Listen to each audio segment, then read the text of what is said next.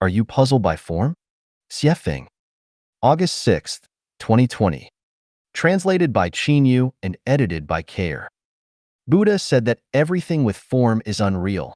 All that is void of form is Buddha. Buddha also said not to abide our minds in form, sound, smell, taste, touch, or dharma, but to actually abide nowhere. The article, "The Xiefeng pirate ship has set sail," frightened a Buddhist student. Reading the expressions beauty kidnappers and love affair makers seemed as a change of color. Reading seducing and flirting scared the wits out of the student. Who is the one professed love of what one actually fears? Puzzled by names and forms without seeing their essence. Puzzled by dharma without seeing the law. A bowl of bird's nest porridge, whether it is called horse urine or dog shit soup, is still nutritious bird's nest porridge. Whether you call celestials vulgar or elegant, they are still celestials. Tao that can be described is not absolute Tao. Names that can be given are not absolute names. Buddha has no absolute dharma, but Buddha's dharma always varies according to the situation.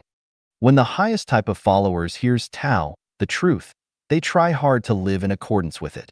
When mediocre types hear Tao, they seem to be aware and yet unaware of it. When the lowest types hear Tao, they break into loud laughter. If it is not laughed at, it is not Tao. When they do not command faith, some will lose faith in them. Those who lack faith in Xiefeng will find many other things with which to lack faith. Mere humans are always obstructed by their own ideas. Sophisticates are always fascinated by names and forms, alas. The vulgar are knowing and luminous. I alone am confused and dull. The vulgar are clever and self-assured. I alone am depressed. 生命禅院导游写风是个屁. Xiefeng is a fart. Xiefeng. June 29th, 2020. Translated by Chinyu and edited by Care. A thing's value is judged according to its usefulness. If no one needs it, it is as a fart. For some people, certain things are supreme treasures, but for others, they are as good as farts. I gave a pig a bowl of pearls. Not only did it fail to thank me, but it also indicated that what I gave it was worse than a fart. I gave a lamb a bowl of braised pork. Not only did it not show any gratitude, but it also accused me of disrespect. I gave a donkey a piece of gold. Not only was it not impressed, but it even kicked me. As I passed a grand ancestral worship ceremony in a village one day, many people were prostrating themselves and kowtowing. I asked a standing man who was watching at the ceremony why he failed to join them. He said that it was for their ancestors, but to me it was just a fart. Or one day I asked a young man in Africa if he knew who the first president of the United States was. He said that he only knew the presidents of his country and that the presidents of other countries meant shit to him. No matter how precious things are, how great and important people are, in the eyes of people who do not need them, they are all farts. From this, I came to a conclusion. Life genuine Xiefeng is a fart. This leads to another phenomenon, that farts are to be found everywhere. 不要活在当下，要活在未来. Live in the future, rather than in the present. Xiefeng. August 29th, 2020. Translated by Chinyu and edited by Care. The present is painful. Food, clothing, shelter, birth, old age, sickness, death, reciprocity, resentment, and hatred are all current troubles and pains.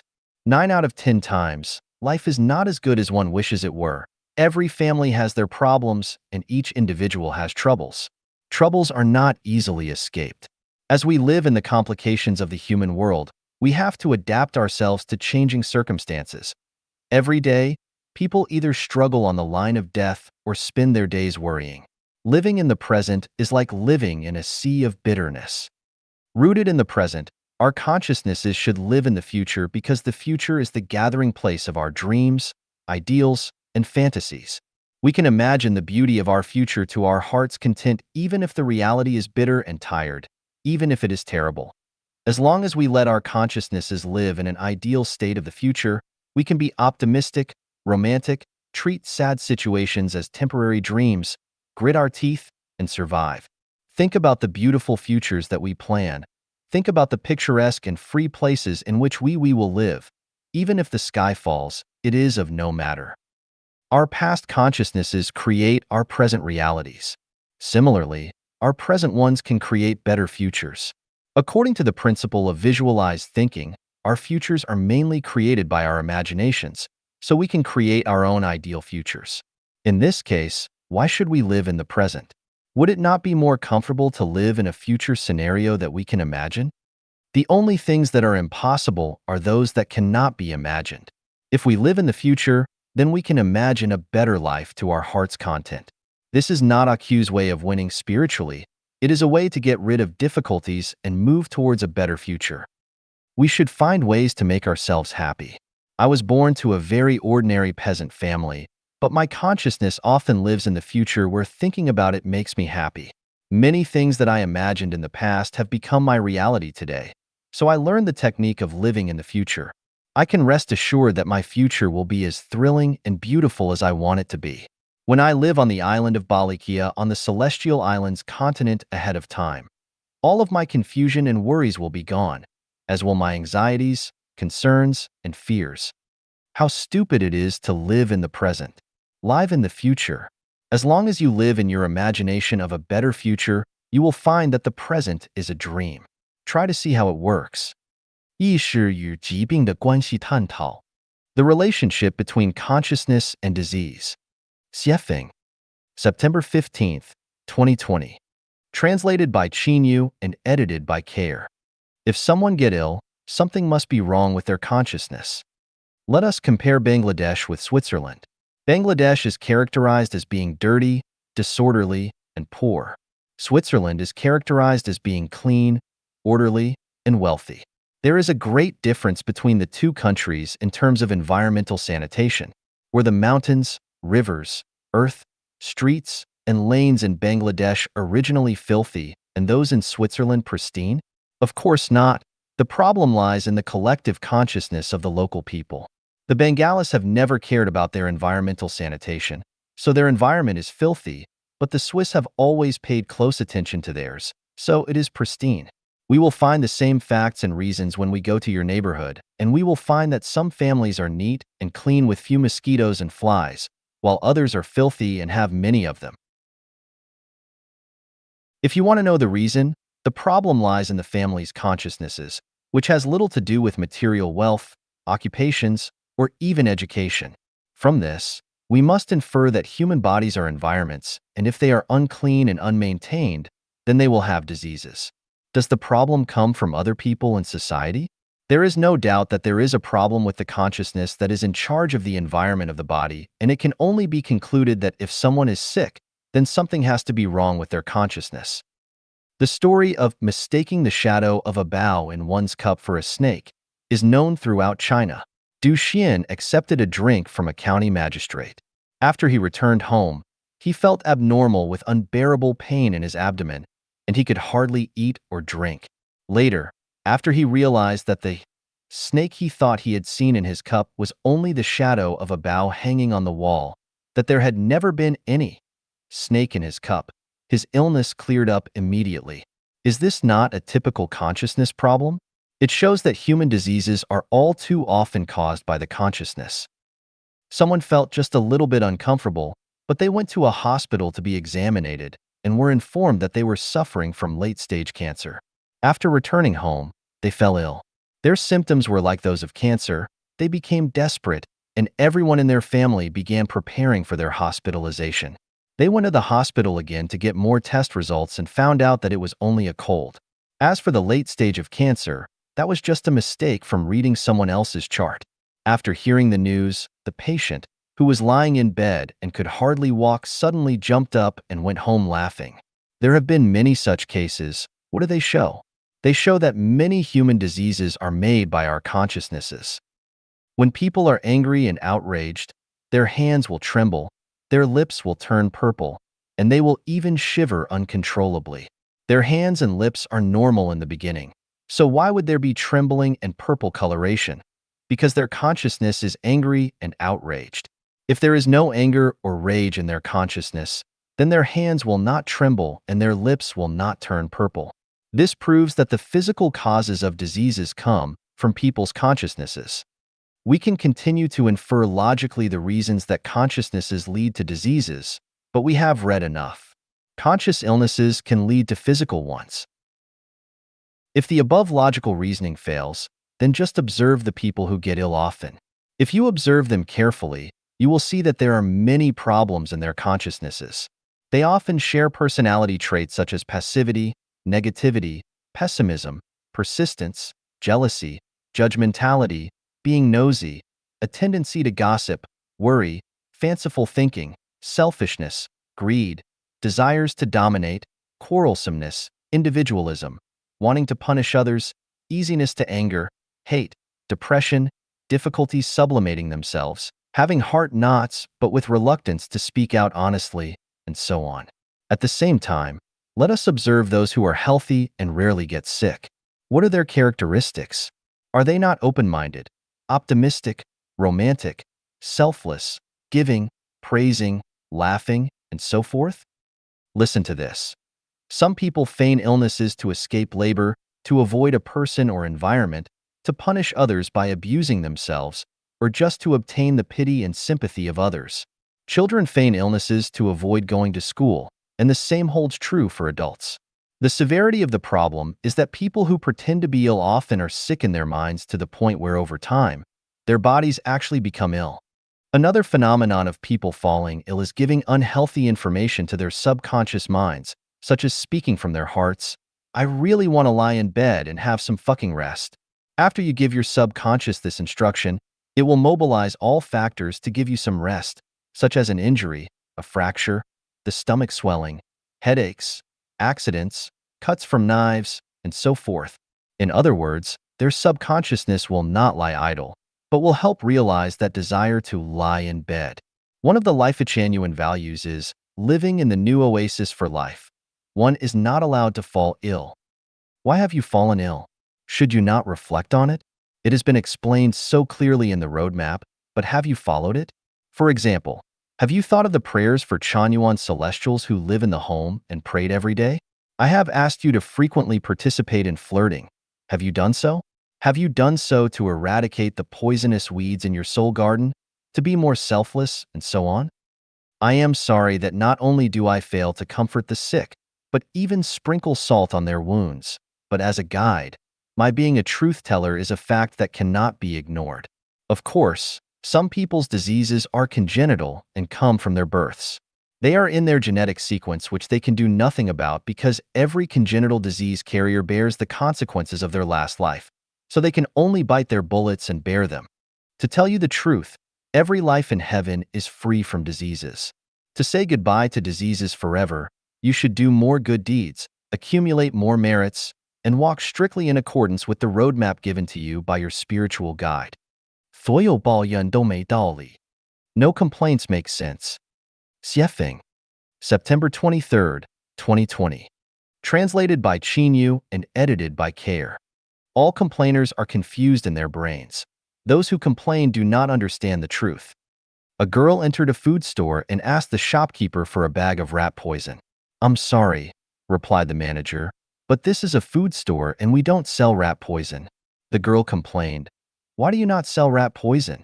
You made my trip for nothing. There was a rabbit who had been looking throughout a cornfield all day to find some carrots to eat without finding any, so it complained, humans do not care about us. Why do they not grow carrots in their cornfields? There was a worker who, seeing his boss driving their Mercedes-Benz to work every day, complained, the world is unfair. Why should he drive to work in his Benz while I have to take crowded buses every day? A wife complained to her husband, your former classmates have all become directors of divisions and directors general, while you are not even a section chief. I am ashamed of you. Her husband complained back, others' wives are so sensible. Only you criticize me every day. A social media netizen who entered a special flirting group hung around for a long time and then complained, there is no preaching and talking of scriptures or Tao here. Neither are there cooking skills or healthcare experiences. How can you all be so boring? A man came to a dictator's paradise and complained, there is no democratic atmosphere here.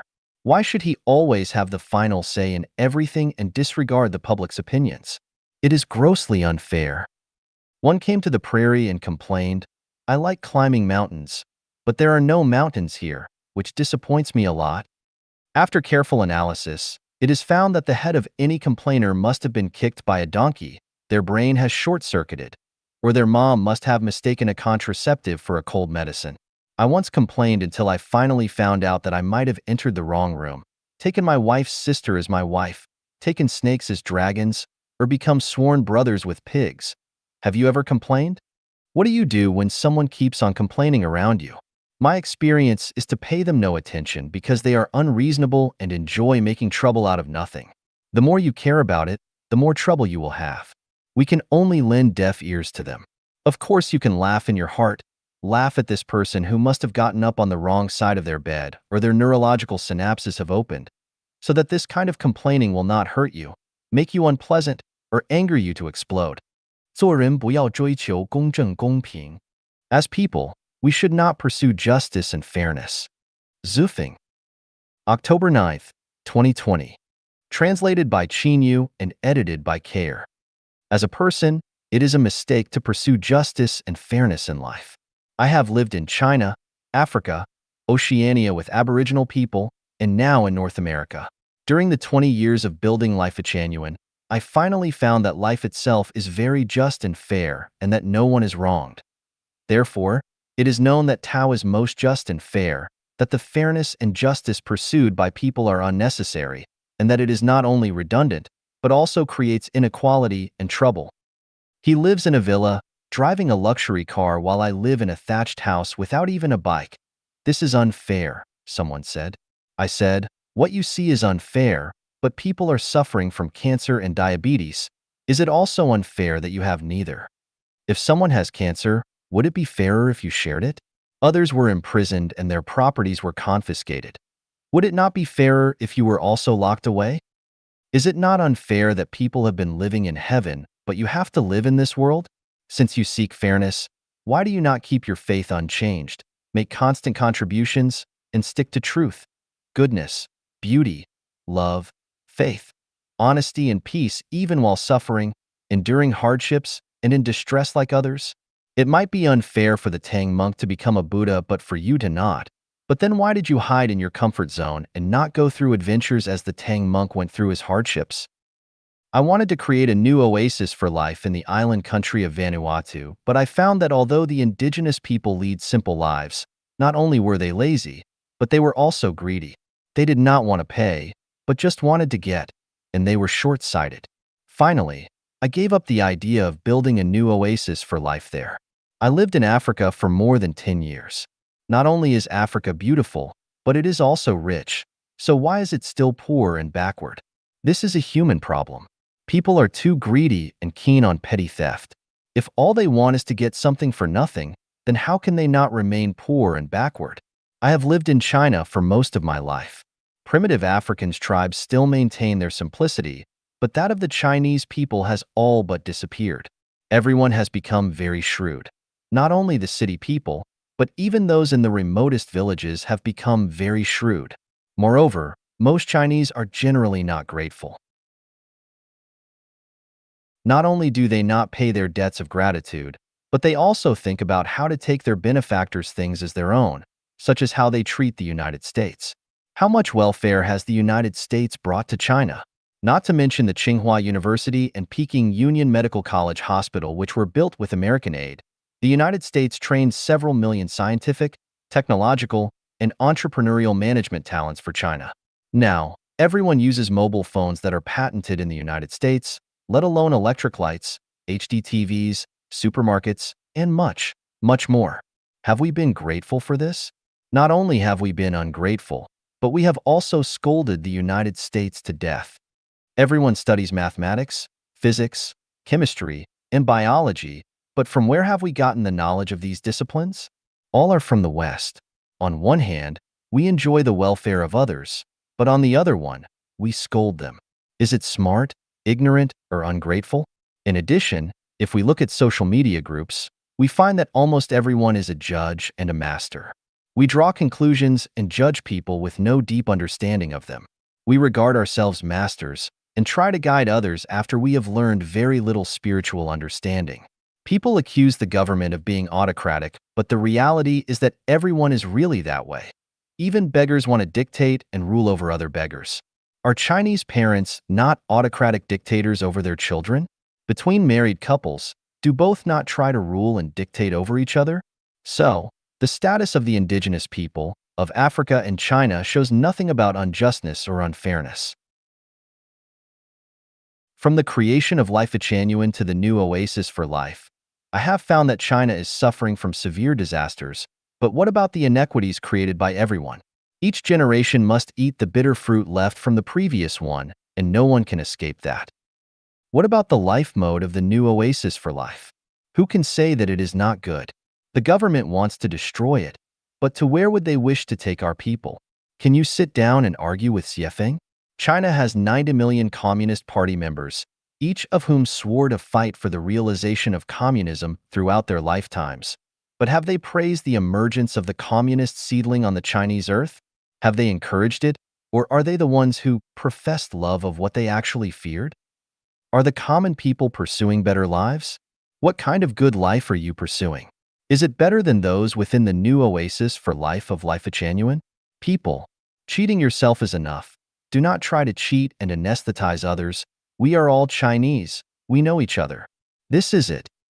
After living in North America for several years, I feel that it offers the best life for me, though I have no love for capitalism, nor do I recognize that the American and Canadian lifestyle is the most ideal one for mankind, but Westerners enjoy more than any others in any other part of the world. It is not unjust or unfair, but determined by people's quality. People talk about the decline of the United States, the rise of the East, and the 21st century being the one for China, but it seems so absurd to me. I have nothing to say to those people who are mentally masturbating so absurdly. What are unrealistic dreams? The ones that people are having now come pretty close. Everything happening on Earth is fair and just. The status quo of each country is, and everyone's present situation is. The ancestor of Buddha, the greatest creator, has never wronged any nationality, any country, or any person. Therefore, people should not pursue justice and fairness because no one can create either one. 让自己的认知大厦全然坍塌. Let your cognitive building collapse completely. Xiefeng. October 12, 2020. Translated by Yu and edited by Care. If you believe that your cognitive abilities are the most profound in the world, then stick to them. Tell everyone what you know all at once, and shine a light on all who are groping through the darkness. If we find someone whose cognitive abilities surpass ours, then let us collapse our building projects, abandon all the theories that we believe to be correct, and let us serve that one. The process of serving others is that of self-accomplishment and of realizing our own ideals. Religious complexes and worshiping will inject strong energy and vitality into oneself. When I worship the ancestor of Buddha, the greatest creator, Jesus, Shakyamuni, Laozi, and Guanyin Bodhisattva, I gain a new self. Since then, my life has entered a new channel. It can be said that I have been reborn. Were it not for my worshiping from inner piety, then my life path would still be dark gray. Have you ever cried with joy or experienced a state of extreme calm when you were so excited that you forgot yourself completely and you were willing to surrender yourself completely to the object of your worship? If your answer is yes, then congratulations, because you have experienced worshiping. Is there any person throughout history whom you admire? If not, then congratulations, for you are the greatest person who has ever lived. If you are not that person but have no object of worship, then sadly, you are either a poor spirit who knows not the immensity of the universe, or at least a confused individual with an unclear mind. I am neither the greatest person in the world nor the one with the most profound cognitive ability, but along my way, I have not met anyone other than Jesus, Sakyamuni, Muhammad, Pbup, and Laozi. Guanyin Bodhisattva is not a human, whom I am willing to worship. This is my sorrow, my ignorance, and it is sad not to be able to see skies beyond skies and mountains beyond mountains. The happiest people in the world are those who have dedicated their lives to the objects of worship. I am one of the happiest people because I have entrusted my life to the greatest creator and my life to Tao. Now, I have nothing else to do. The rest is to find fun and play. Play whatever is playful. There is little to do except play. It has been said that we are living in the Dharma-ending age and that a saint named Ziwei will come to save us. This Ziwei saint is both the returning Christ and the next life of Maitreya, and I am looking forward eagerly to the advent of this saint. It would be a blessing to meet this holy soul once during my lifetime, and I must have burned incense in a previous life. However, this saint must meet 3 conditions upon arriving. The saint must have a systematic theory to provide us with a theoretical standard to follow no matter what we do. Otherwise, even if he or she walks on water, flies through the clouds, and demonstrates 64 supernatural powers, sorry, they are not the saint. The saint must have nothing. No money, neither on their person nor in bank accounts, and no material possessions except for clothing. Once they possess anything material, then I am sorry to say that they are not the saint. The saint must have set an example for people, whether it is by a personal quality model or by their leading people to create a convincing and replicable mode. They must have at least accomplished some ideal cause. Otherwise, even if they can preach scriptures, integrate all theories, and have hundreds of millions of disciples, then they are not the saint. It is nothing more than a dream to depend on talking to realize a world of the great harmony of the unification of all thoughts and all beliefs into the greatest Creator's will, and all religions into one uniform belief system in which the talented are entrusted with important missions that the whole world can be united as a single family. Give us an example. If the above 3 conditions cannot be met, then it is honestly suggested that the Ziwei saint should stay in the sky. Otherwise, if he or she and others were to come down, then they would not even be able to pass my tests. I have many schoolmates from my middle school, technical school, college, and university, but I cannot see any of them as having extraordinary ideas and realms because they are all merely drifting along. It is okay for them to do this, but most of them believe that they are knowledgeable with much cognitive ability and are so quick to deny others' opinions, just as the pig who saw monkeys darting up and down a tree and sneered, those poor monkeys do not even have a fixed nest. You see how happy and comfortable we pigs are. We have nests and people to feed us every day. In the past few years, I have met a lot of very knowledgeable people through social media groups on the web. At first, they gave me good impressions, but after communicating with many of them for a while, I found that most just feel good about themselves and consider themselves to be masters. Every day, in addition to selling their insights, they are busy within their web groups, rarely settling down to read the classics or about the apocalypse, but seldom do they do any practical work. Those so-called insights are not the result of their own life perceptions, but are just some borrowed wisdom from others with some small ornaments of their own that they have added in. Even so, those insights were not worth refuting at all because most of them have indicated elusive thinking. Many people are lovely, amiable, and respectable, but are not on the right track. I look at them and think, if you collapse all your cognition structure, it would be great. Heaven is not without roads and gates. The problem is that you insist that you are right, so you cannot see them or even the way to them. I would like to share this couplet, which was composed by Luoyan Celestial of Life-Echanuan. While hearts abide nowhere, then everywhere is in wonderland.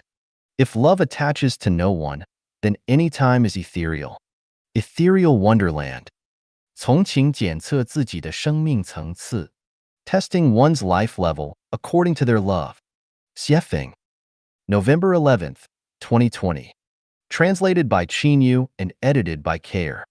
Every level of life has its own corresponding level of love which is different from all others. We can all examine our own loves to determine whether they are terrestrial or celestial. If your love troubles you and makes you miserable, then it is terrestrial. If it pleases you, then it is celestial. If your love only includes one partner throughout your life, then it is terrestrial. The more lovers you include, the more you demonstrate celestial love. If the object of your love is fixed, then it is terrestrial. If you follow your destiny and nature, then it is celestial.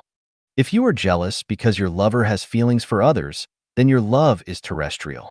If you are happy that your lover loves many, then it is celestial. If you find love to be divisive and that the more lovers your lover has, the less they will have for you, then yours is terrestrial. If you know that your love is in line with cosmic holography, then no matter how many partners you love, Every one of them will be complete, and your love is celestial. If you want to control, guide, train, and make your lover behave according to your standards, then your love is terrestrial. If you give your lover full freedom, then it is celestial. If you want to be inseparable from, pester, and always be with the object of your love, then your love is terrestrial. If you have embedded the object of your love into your consciousness, then no matter whether you are far away from each other or you live together, they will still taste very sweet, and your love is celestial. If you cannot be completely magnanimous about love, and you are hiding something, then your love is terrestrial. If you bear yourself open to love nakedly, then yours is celestial. Analyzing and determining the pattern and state of one's love can help them to understand the level of their life. If your love is terrestrial, then you must remain a human forever.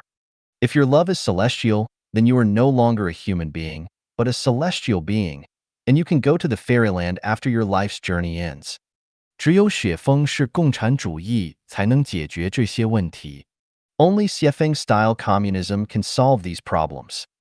Xiefeng. November 19th, 2021.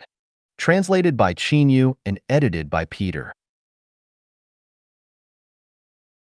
Elderly care, singleness, marriage breakdown, official corruption, environmental pollution, children's education and protection, poisonous food, drug abuse, whoring, gambling, fraud, theft, robbery, the integrity crisis, corruption, bribery, domineering, etc. cannot be solved by relying on historical experience and current people's cognitive level, nor can it be solved by religious teachings such as Christianity, Buddhism, Islam, etc. It cannot be solved by the ideas of Mao Zedong, by the theories of Lao Tzu and Confucius, not to mention by learning from the West about the separation of three powers system.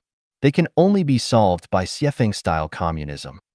Here I will first tell you the fact that moral education is not as good as system construction, and a good system is better than any form of moral preaching.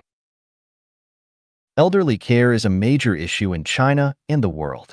In the past, the issue of providing for the elderly was dependent on children. Now many Western countries rely on the welfare system formulated by the state. Whether it is relying on children or the welfare system, it is not the best way to provide for the aged. Nursing homes of all kinds are a very sad way of providing for the elderly. Caring for the elderly, allowing the elderly to live among the young and children, and to enjoy a comfortable life in their later years, is the best way to support the elderly. In this regard, Life Genuine's second home has fully proved through 11 years of practice that the Xiefeng-style communist life is the best way to provide for the elderly. There are more and more single and divorced people, so how to solve their sex life problems? Let it go? Control it rigorously? Restrict by regulations? No matter what method is used, if the problem of sex life is not solved, there will inevitably be endless social problems. This problem can only be solved perfectly by the Xiefeng-style communist life mode, and it will hardly go wrong, including sexually transmitted diseases issues. There are more and more bachelors. Parents have no idea what to do. Neither can the bachelors themselves do anything about it. Should these people be left single for the rest of their lives? How can society solve this problem? There is no choice. The most satisfactory solution to this problem is to enter the Xiefeng-style communist society. The problem of official corruption has not been solved for thousands of years. There are more and more people who ride on the heads of the common people and accept the government's pay. They bully and oppress them while eating their food. This chronic social disease can only be eradicated by the Xiefeng-style communist life mode. It is because there are no officials in the Xiefeng-style communist life mode, and everyone is a laborer. People no longer need managers. Officials disappear, and the problem of official corruption caused by these officials also disappears. The issue of children's upbringing and education has become a collective matter, not a parent's matter anymore. Since children live in a collective, there is no possibility of abducting and selling children, and the phenomenon of children being spoiled, indulged, and misguided cannot happen. The Xiefeng-style communist life has proved through 11 years of practice with the children that the education and protection of the children can be described as flawless. In the Xiefeng-style communist life mode, stealing will become extinct because you have no place to store the things you steal, you cannot use them, and it is not necessary for you to steal other people's things at all. In the Xiefeng-style communist life mode, absolutely no one will produce poisonous food. The reason is very simple: the food you grow and produce will also be eaten by yourself. As for drug abuse, prostitution, whoring, fighting, bullying honest people, etc., there is almost no such phenomenon in the Xiefeng-style communist life mode, because you have no conditions and opportunities to do these things. Once you do it, you will have no place to stand in this civilized group, so you dare not. The integrity crisis is related to interests. When there is no conflict of interest between people, the integrity crisis will disappear. In the Xiefeng-style communist life mode, there is no direct interest relationship between people, and it is impossible to form cronies or special relationships. Everyone behaves in strict accordance with the 800 values for new era human being, so there is no integrity crisis. Of course, it is not so absolute, especially when it comes to affectional issues between men and women. There will also be some integrity crises. This is because the Xiefeng-style communism system is not fully operational. For example, due to the small number of homes, it is impossible to change personnel in time.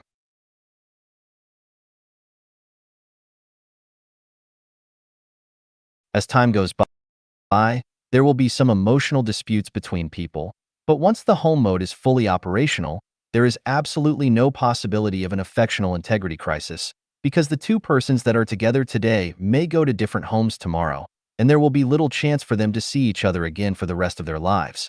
So, people will not work hard on the feelings between men and women, but only on their own qualities. It can be said that many unhealthy phenomena that have appeared in human society for thousands of years will be greatly reduced or even eliminated in the Xiefeng-style communist life mode.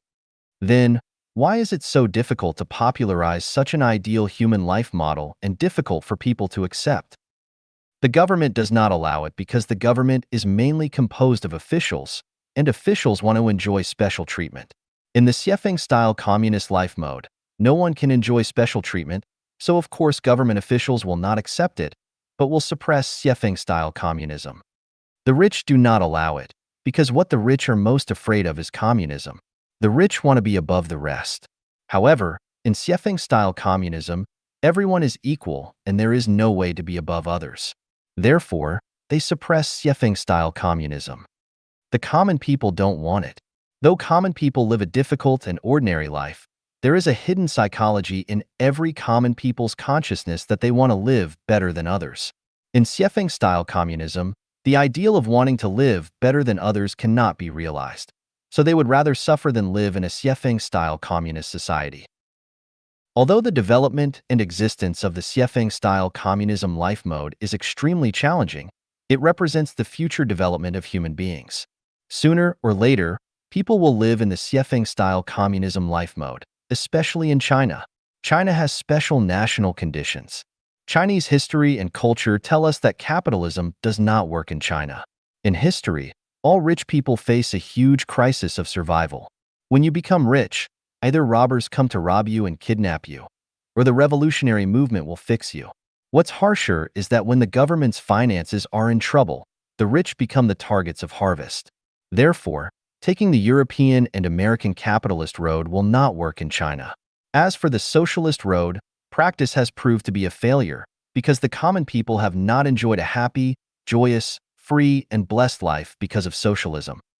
In short, the best life for mankind in the future will be in the Xiefeng-style communism life mode, especially for the Chinese nation.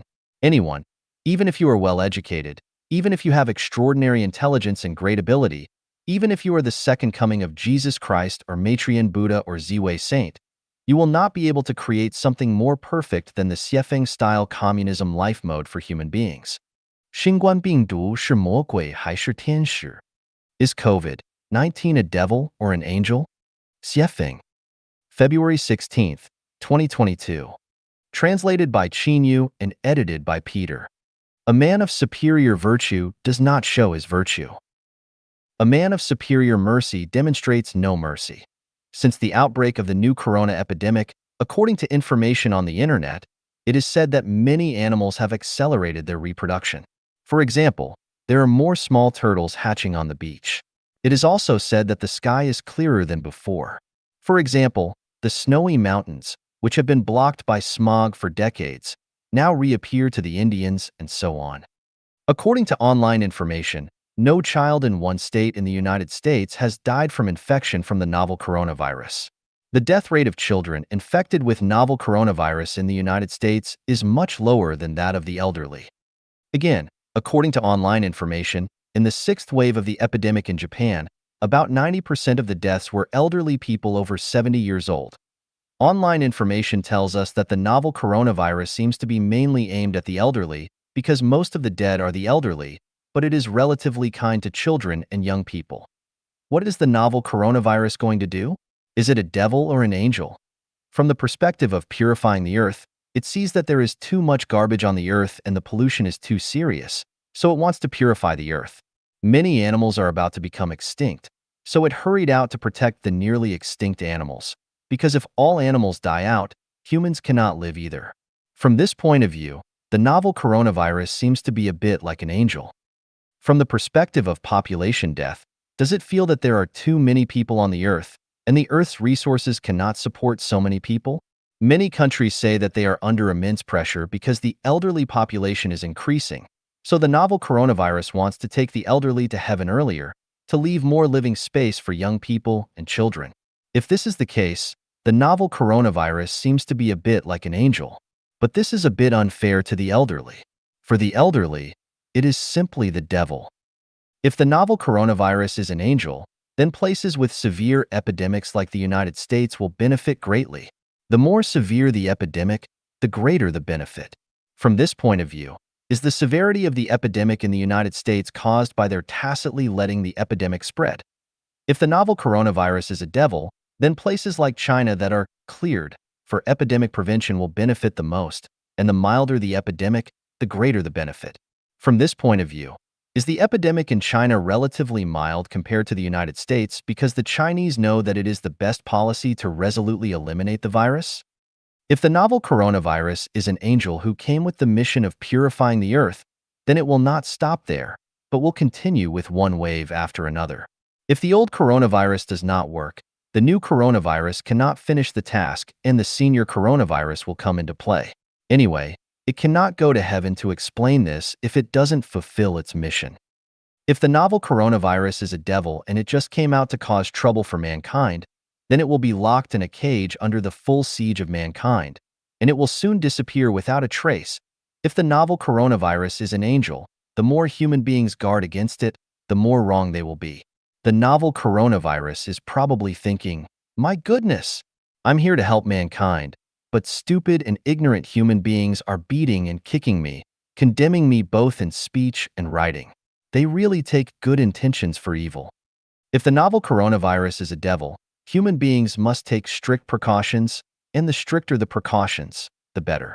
The novel coronavirus might be thinking, "My goodness, clever and cunning humans are too difficult to deal with. I'd better retreat, otherwise humans will break my legs." At this time, we cannot see the true face of the novel coronavirus, and we can only leave it to history to make a conclusion. 寄予未来中国领导人 A Messages for Future Chinese Leaders. Xiefeng, November 1st, 2021. Translated by Qinyu and edited by Peter. If you can make people live and work in peace and contentment, and make people live joyously, happily, freely, and blessedly, you are the savior of the world, and you are the Ziwei saint. If you do not let the common people live and work in peace and contentment, and don't let people live joyously, happily, freely, and blessedly, you are a bastard, a living devil. I will provide you with some ideas for reference. Follow America. West Germany followed the United States and became prosperous and strong, while East Germany went against the United States and became poor and desolate. South Korea followed the United States and became brilliant, while North Korea did the opposite and became closed and backward. Without theoretical analysis or logical reasoning, facts have proved that following the United States will be beneficial to the country and its people. In the era of confrontation with the United States, China was poor and backward. Due to China's reforms and opening up, China and the United States now have harmonious relations, and China's economy has grown by leaps and bounds. Therefore, we must follow the United States. A strong entrepreneur, not a strong government. Allow thousands of entrepreneurs to be born and become stronger. Let the invisible hand of the market support or eliminate entrepreneurs. The government administration should not interfere with business. It is necessary to weaken or even abolish the governmental administrative agencies at and below the county level, and let entrepreneurs replace and exercise government functions there. And at the same time, liberalize the development of civil society organizations and allow civil society organizations and entrepreneurs to form a system of checks and balances. Make trade channels unobstructed and allow people to move around freely. Not obstruct the sea, business, internet, and borders, and fully open it all up. Let businessmen from all over the world come and go freely in China. Let academic groups and people from all over the world communicate and exchange information freely in China. And let Chinese people freely enter and leave the country to everywhere in the world to study, do business, establish enterprises, travel, and settle. It is not only necessary to recognize dual nationality, even triple or 100 nationalities, and allow for Chinese citizens to have multiple nationalities. The government should not participate in economic activities. There is infinite wisdom, vitality, and creativity among the people. They know how to survive and how to improve their lives. Entrepreneurs are more far-sighted than government officials. Dissolve all state-owned enterprises and leave banking, power, communications, transportation, etc., all to entrepreneurs to operate. As long as economic activities are involved, the government should not participate. The government should only be in charge of 5 things: foreign affairs, national defense, combating crime, combating monopolies, and providing free education and medical care. Except for setting up a press release office, leave it to society to run all media and let them run various news and information dissemination media on behalf of their own interests. Allow them to say anything they want to, and allow journalists to exist in every corner of the country. The power of journalists should be stronger than that of the police, while the government does not need to pay for the journalists, which is a good deal. Establish the awareness that private property is sacred and inviolable. The state cannot deprive its citizens of private property, nor can any political party or religious group. Only by ensuring the safety of private property can the country prosper. The people will live a happy life in peace and contentment, and money from all over the world will flow into China. At the same time, it should be guaranteed that private residences will not be disturbed by anyone. With private residences, the rule should be, the wind can enter, the rain can enter, and the king cannot enter. Without a reliable clue to prove that the residents have violated the law, the police should not be allowed to enter. Allow various faith-based groups to operate freely, learn from the ecological diversity of nature, and let all kinds of faith groups spread their teachings and ideas freely. The government should not support any faith groups, nor should it crack down on them, but leave them to live and die on their own. Abandon such disputes as doctrine and truth. Only think about and talk about how to make the common people live and work in peace and contentment, and do not talk about and argue about the advantages of capitalism, socialism, and communism, let alone talking about fighting and dedicating to the truth. As long as the general public likes it, shitism is acceptable. Do not assist poor countries, do not help backward countries, but you can provide emergency relief when disasters or special situations occur. To provide living security for the brave as long as people are disabled because of their bravery for righteousness, the state should provide them with a free lifetime pension which should not be lower than the national average standard of living. If they sacrifice their lives for righteous causes, the government must not only arrange and take care of all their funeral affairs, but also take care of their parents for the rest of their lives and provide education and other guarantees for their children until they graduate from school. The government should not care about private matters between the sexes. The sexual life between members of the opposite sex is a personal matter, and it belongs to the freedom of life. As long as both parties are willing, the government should ignore it, make no comments, let alone kidnap and judge them with high standards of moral and quality. It doesn't matter whether it is one wife with many husbands, one husband with many wives, 3 or 4 people having sex together, or thousands or 10,000 people together, the chairman and the secretary, a master and an apprentice, husband with mistresses, having an affair every night. As long as the participants are willing, without hurting others, then let everything flow eastward. To future Chinese leaders, may you be the Ziwei saint who comes to the world, and may you understand the principle of holography. If you can manage China with the principle of holography, China will become the center of human civilization, and the whole world will praise your wisdom and greatness. 财不对位是社会资源的一种浪费. Mismatching talents and positions are wastes of social resources. Xiefeng. August 30th, 2021. Translated by Qin Yu and edited by Care. What a waste it would be to shell mosquitoes with big guns, but it would also be a waste to specialize in growing flowers to cook, and it is even more wasteful for those who have the potential to win Nobel Prizes to be running companies. Letting people with hairdressing and cosmetological skills work on assembly lines in factories are also wastes, and letting thinkers become government officials is even more wasteful. Having cats catch mice and dogs guard homes are good arrangements, but letting mice guard homes or dogs catch mice are mismatched talents. Having Churchill as the Prime Minister and Montgomery as the Field Marshal were wise matches, but having Churchill be a Field Marshal and Montgomery a Prime Minister would have been mismatched talents. The function of eyes is to see, of ears is to hear, of feet is to walk, of hands is to manipulate things, and of brains is to think. If you made the brain look, listen, walk, or manipulate things, but stop thinking, then it would be misaligned. If a brain were not doing brain business, but did the businesses of the eyes, ears, feet, or hands, then it would not only be putting the proverbial cart before the horse, but it would also be a huge invisible waste of its special resource. Talents are types of invisible social wealth with huge potentials, while mismatched talents and positions are invisible and huge wastes of social resources. The people are infinitely rich in creativity. For example, the infinite vitality bursting out of Chinese society at the beginning of China's reform and opening up is the result of the mobilization of the infinite creativity of the people. If the talents are aligned properly, endless material wealth, spiritual wealth, and soul wealth will be created. There are two main reasons for their misalignment. The first one is government regulations. The more that the government controls, the more that people's talents misalign. For example, it is difficult for China to produce Nobel Prize winners. This is not because the Chinese are stupid people, but because its government controls and intervenes too much. How can great scientists and thinkers be born without their talents being aligned properly? How can century-old shops and a large number of craftsmen's talents be born? The second is running for survival. Regardless of one's talents, they choose whatever they can do to make money, and their choices can be few. Why has the Guide of Human Spirits and Souls written so few valuable articles during the past 2 years? Because my talents have been misaligned. Most of my time and energy during this time have been spent running around for survival.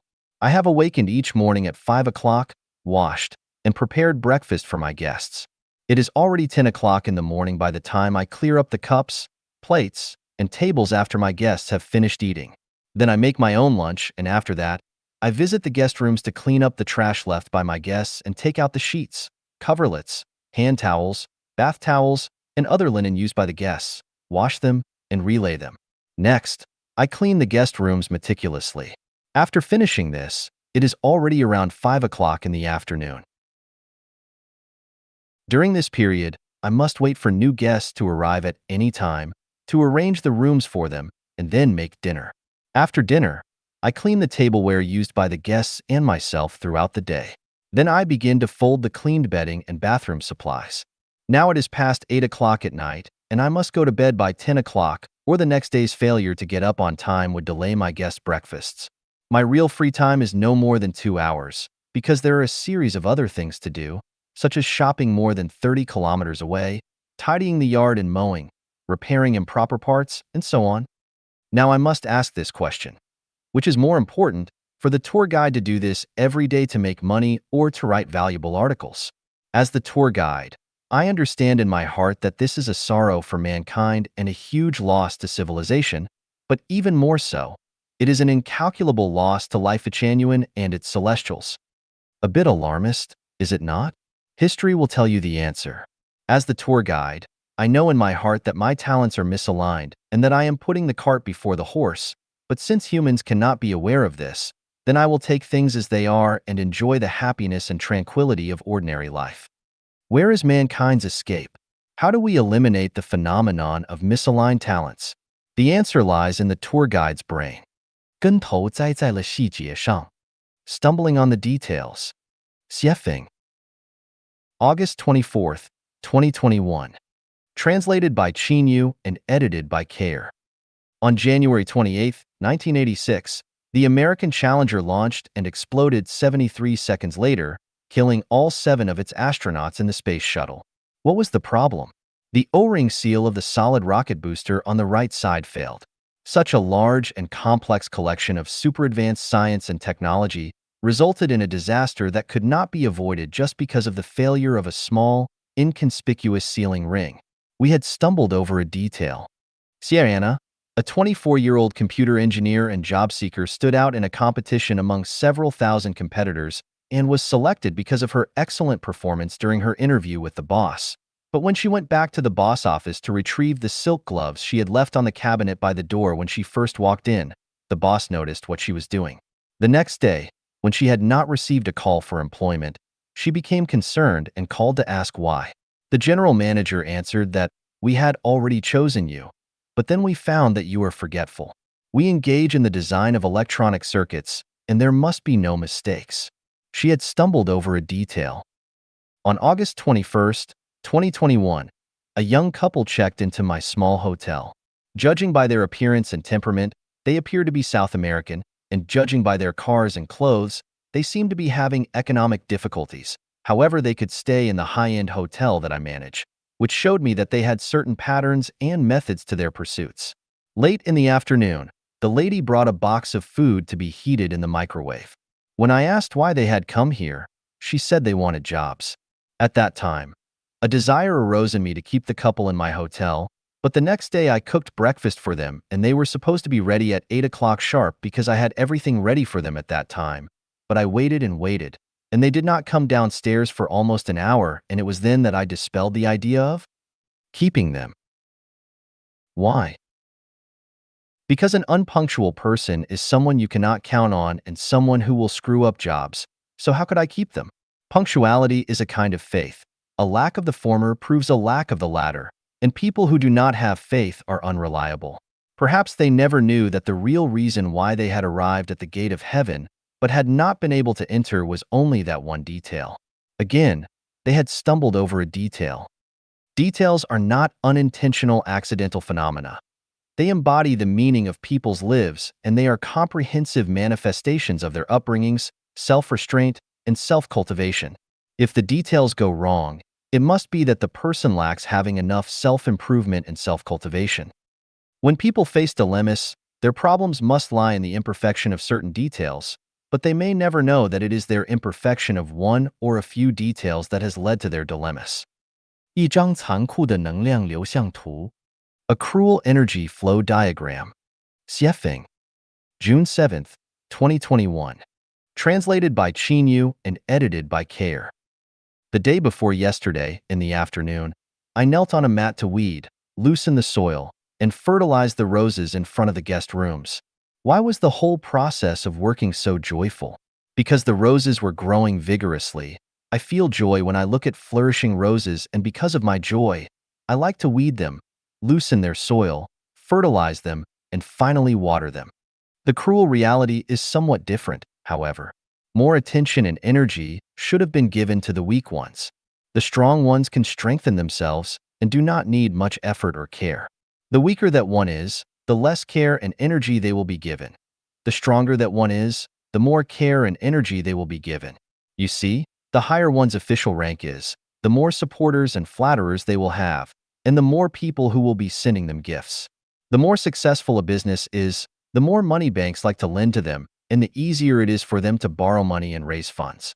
The more handsome a man is, the more capable he is, and the more that beautiful women will want to marry him.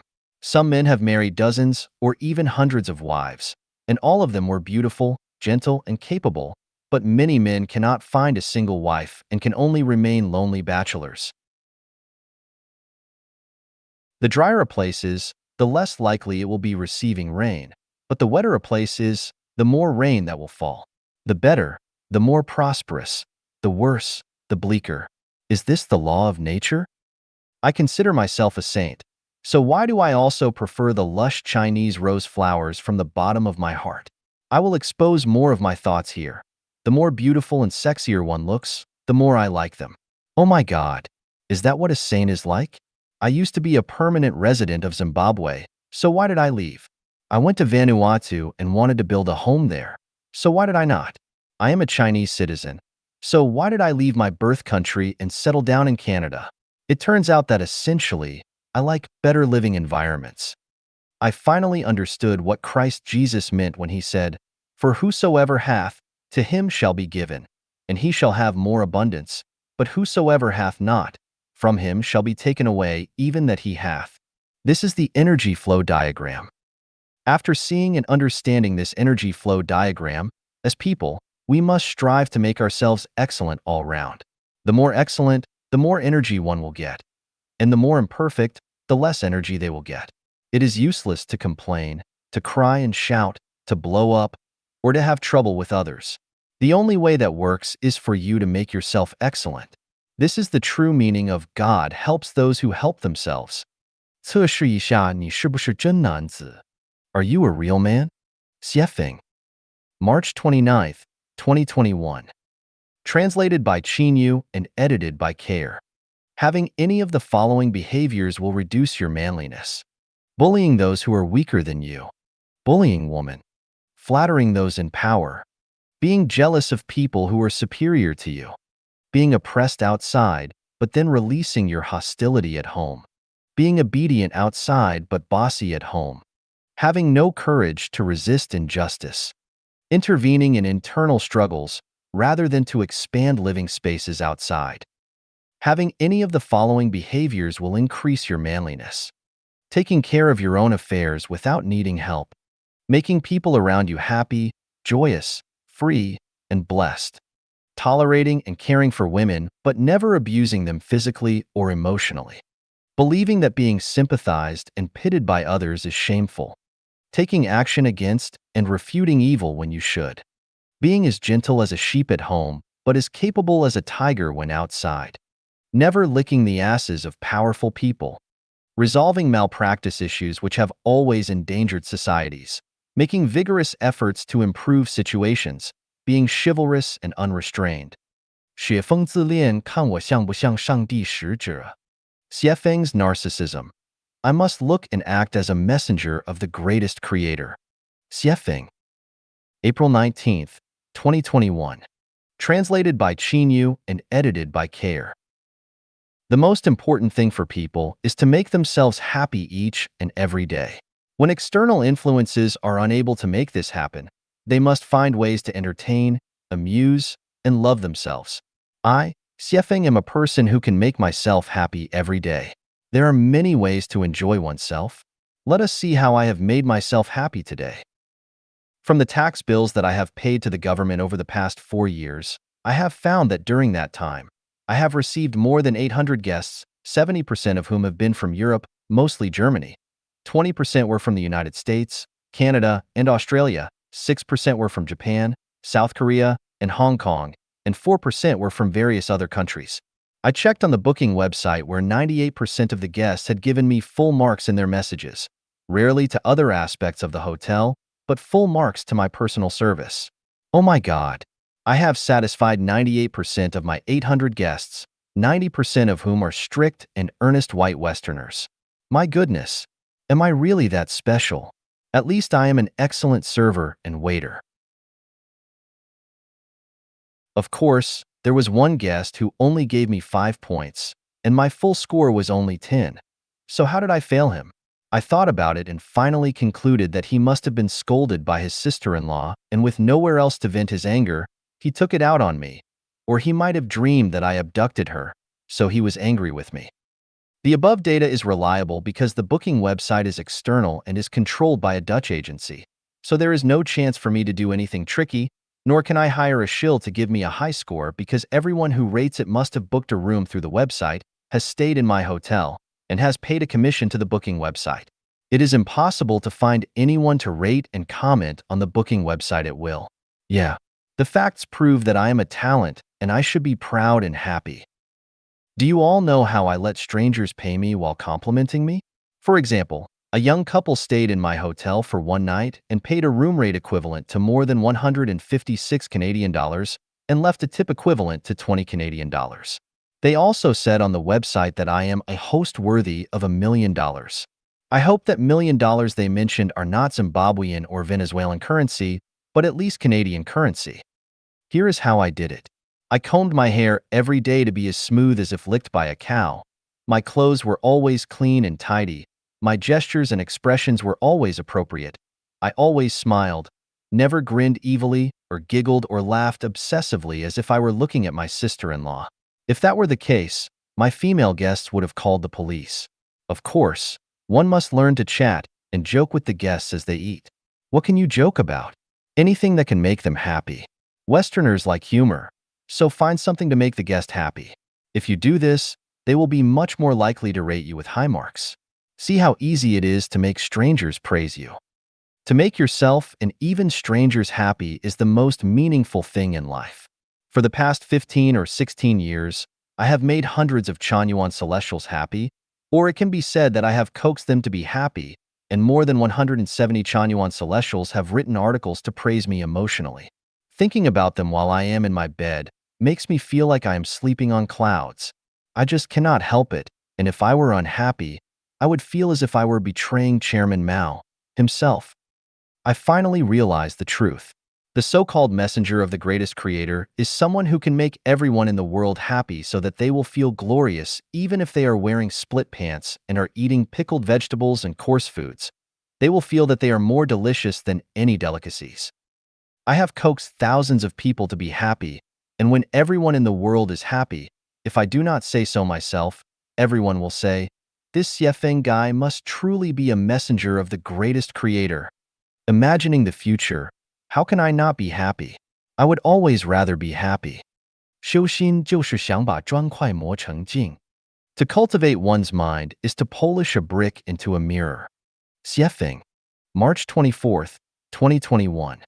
Translated by Qinyu and edited by Peter. The cultivating world always advocates that people should cultivate the heart. At first, I felt that this term was too profound to be understood. It must be right. But the more I practiced it, the more I realized that I was fooled and got the feeling that this was like teaching people to polish bricks into mirrors. Where is the mind? Is it inside the chest cavity or outside? Is it in cosmic time and space or in bread and milk? Is it square or round? Is it in black and white or in color? Is it made of meat or mud? Buddha Shakyamuni warned, neither the past, the present, nor the future of the mind can be found, since the heart, the mind, does not exist. What should I cultivate? How should I cultivate it? House leaks can be repaired, clothes can be repaired, mobile phones can be repaired, roads can be repaired, but how do we fix the mind? Phenomenon gives birth to minds, but minds can transcend over phenomenon. The mind does not exist. Without the phenomena of the universe and without it, there would be no mind. 100 years ago, was there such a saying as, "Hi, he only has watching TV on his mind"? No, because before TV appeared, how could you have watching TV on your mind? Ask a 7 or 8-year-old child, "Is your wife in your heart?" How does the 7 or 8-year-old child answer? He does not have a wife at all, so how can he have his wife on his mind? Some people say, his mind is smaller than the eye of a needle. How is it possible to cultivate a mind that is smaller than the eye of a needle? Some people say his mind is bigger than the sky. How is it possible to cultivate a mind that is bigger than the sky? In Zen, there is a theory of changing your surroundings with the mind. This statement is reasonable. At least you can understand what it means. But if you advocate cultivating the mind, it is like a tiger that wants to eat the sky with nowhere to start. So, I understood that the so-called cultivating of the mind was a trap to fool a fool. 放弃做自己才是修炼的上乘之路. The best method of self-cultivation is to give up on being yourself. Xiefeng, March 24th, 2021. Translated by Qinyu, edited by Peter. The saint has no decided opinions and feelings. but regards the people's opinions and feelings as his own. The saint has no sense of self. He senses Tao and unites with Tao. The Tao is me, and I am the Tao. Christ Jesus taught us, if any want to become my followers, let them deny themselves and take up their cross and follow me. For whoever wants to save their life will lose it, but whoever loses their life for me will save it. Buddha Shakyamuni taught us, if a bodhisattva thoroughly understands the dharma of no self, he is a true bodhisattva. Celestial Laozi taught us, is what we value and what we fear within ourselves. We have fears because we have a self. When we do not regard that self as a self, what have we to fear? Therefore, he who values the world as his self may then be entrusted with the government of the world. And if he who loves the world as his self, the world may then be entrusted to his care. Only by being unselfish can one fulfill one's wishes, and only by being selfless can one accomplish himself. So, give up on being yourself, do not be yourself. Only when you abandon yourself, you will be completely relaxed and free. Only by being selfless can you enter the kingdom of freedom. Self-improvement means improve yourself by abandoning yourself. Self-refinement means refine yourself by abandoning yourself. Without abandoning yourself and insisting on being yourself, you will never understand the truth of becoming a celestial, Buddha, or God, and you will never be able to climb the peak of life and life. The model of being yourself is too small, and its realm is too low. There is no being yourself in the teachings of gods, Buddhas, and celestials. Instead, they teach us not to have an ego, but to be selfless. With an ego, there are thorns and spears everywhere. There are always contradictions and conflicts. One is unable to live in harmony with people, unable to live in harmony with nature. Without an ego, there are green hills and blue waters everywhere. There are light breezes and a clear moon always. One can get along well with people, unite with nature, and unite with Tao. When contradictions and conflicts occur, that's because you want to be yourself. If you do not want to be yourself, but melt yourself into the other party, where are the conflicts and contradictions from? Why do couples divorce? Because they both want to be themselves. China and the United States are in conflict because they both want to be themselves. In a collective, if everyone gives up on being himself, the collective will be harmonious and auspicious. If everyone wants to be himself, the collective will be a mess of quarrels and fights.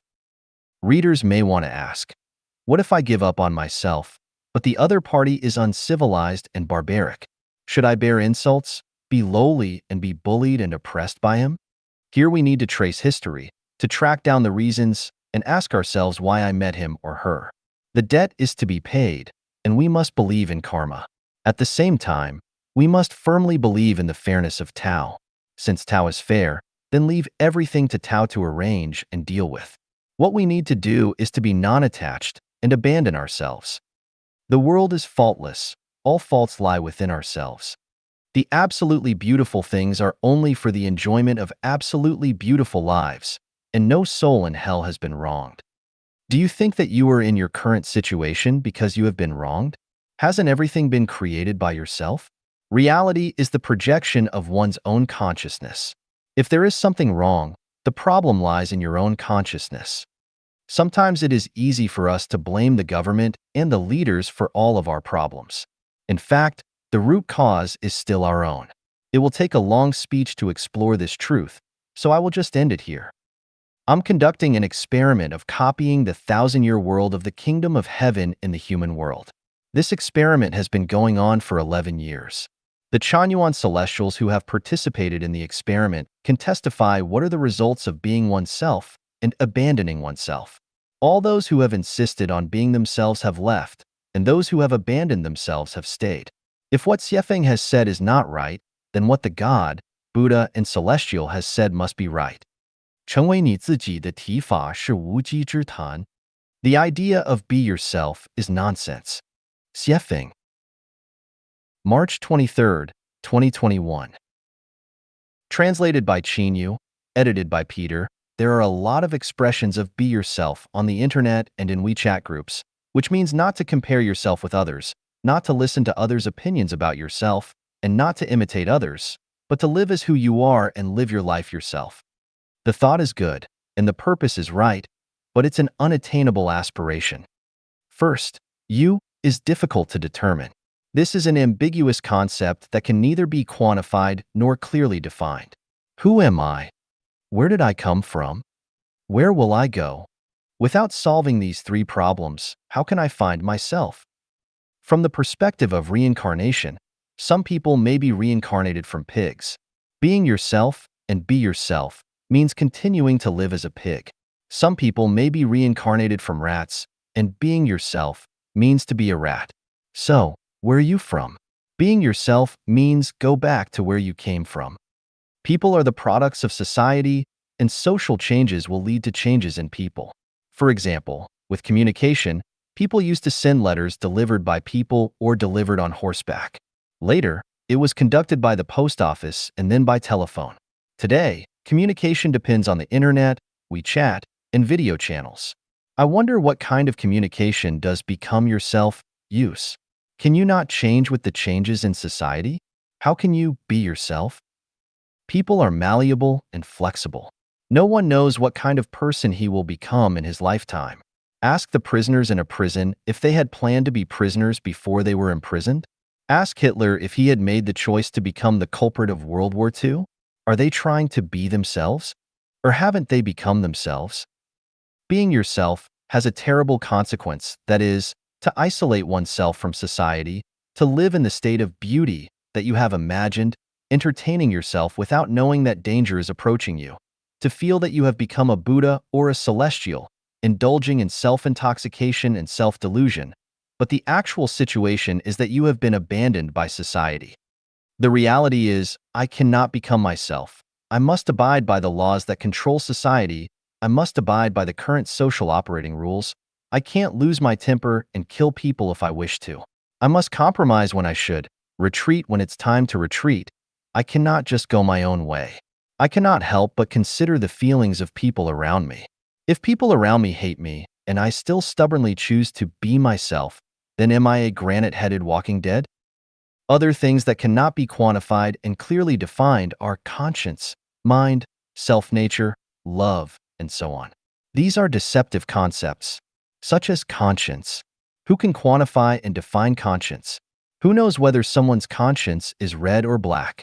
The best way is not to talk about good or bad conscience, but deal with each other in accordance with the contractual relationship. For example, with self-nature. What is self-nature? In the so-called perfect self-nature, all things are the manifestation of our nature.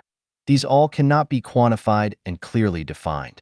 How do we perfect our nature? Can our nature produce 10,000 kinds of dharma or not?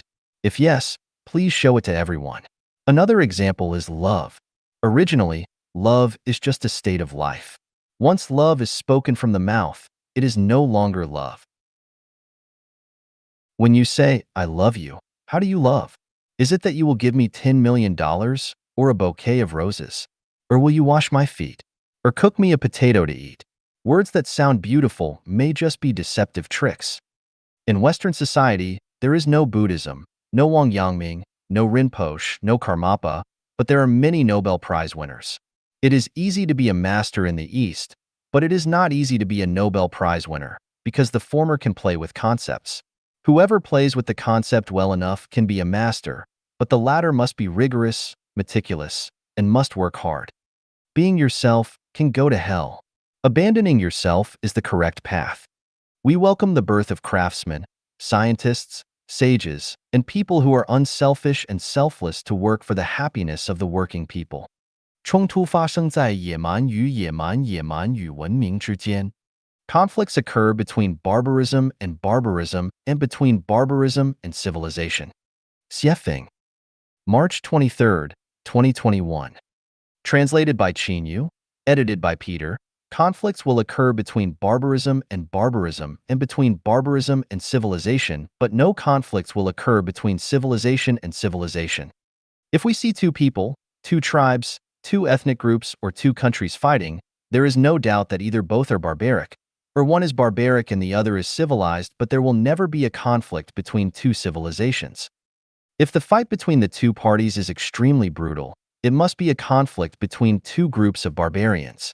If the fighting between the two parties is not so cruel and sometimes a compromise is made, and occasionally there is a truce, but overall, the fighting always continues, it must be a conflict between barbarism and civilization. Where there is conflict, there must be barbarism. The so-called barbarian is not keeping promises, not following rules, not fulfilling a contract, always wanting to take advantage of the other party, always wanting to control the other party, and always wanting to take the other party's possessions as his own. If there was a conflict between two people, and each believed that he was right, but in terms of the nature of the conflict, either the two people were both barbarians, or one of them must be a barbarian, it is impossible for both of them to be civilized. From this, we can draw the conclusion that those who often clash with other people must be barbarians, and are definitely not civilized people. Generally speaking, it is the barbarian who acts unjustly and forcefully in a conflict.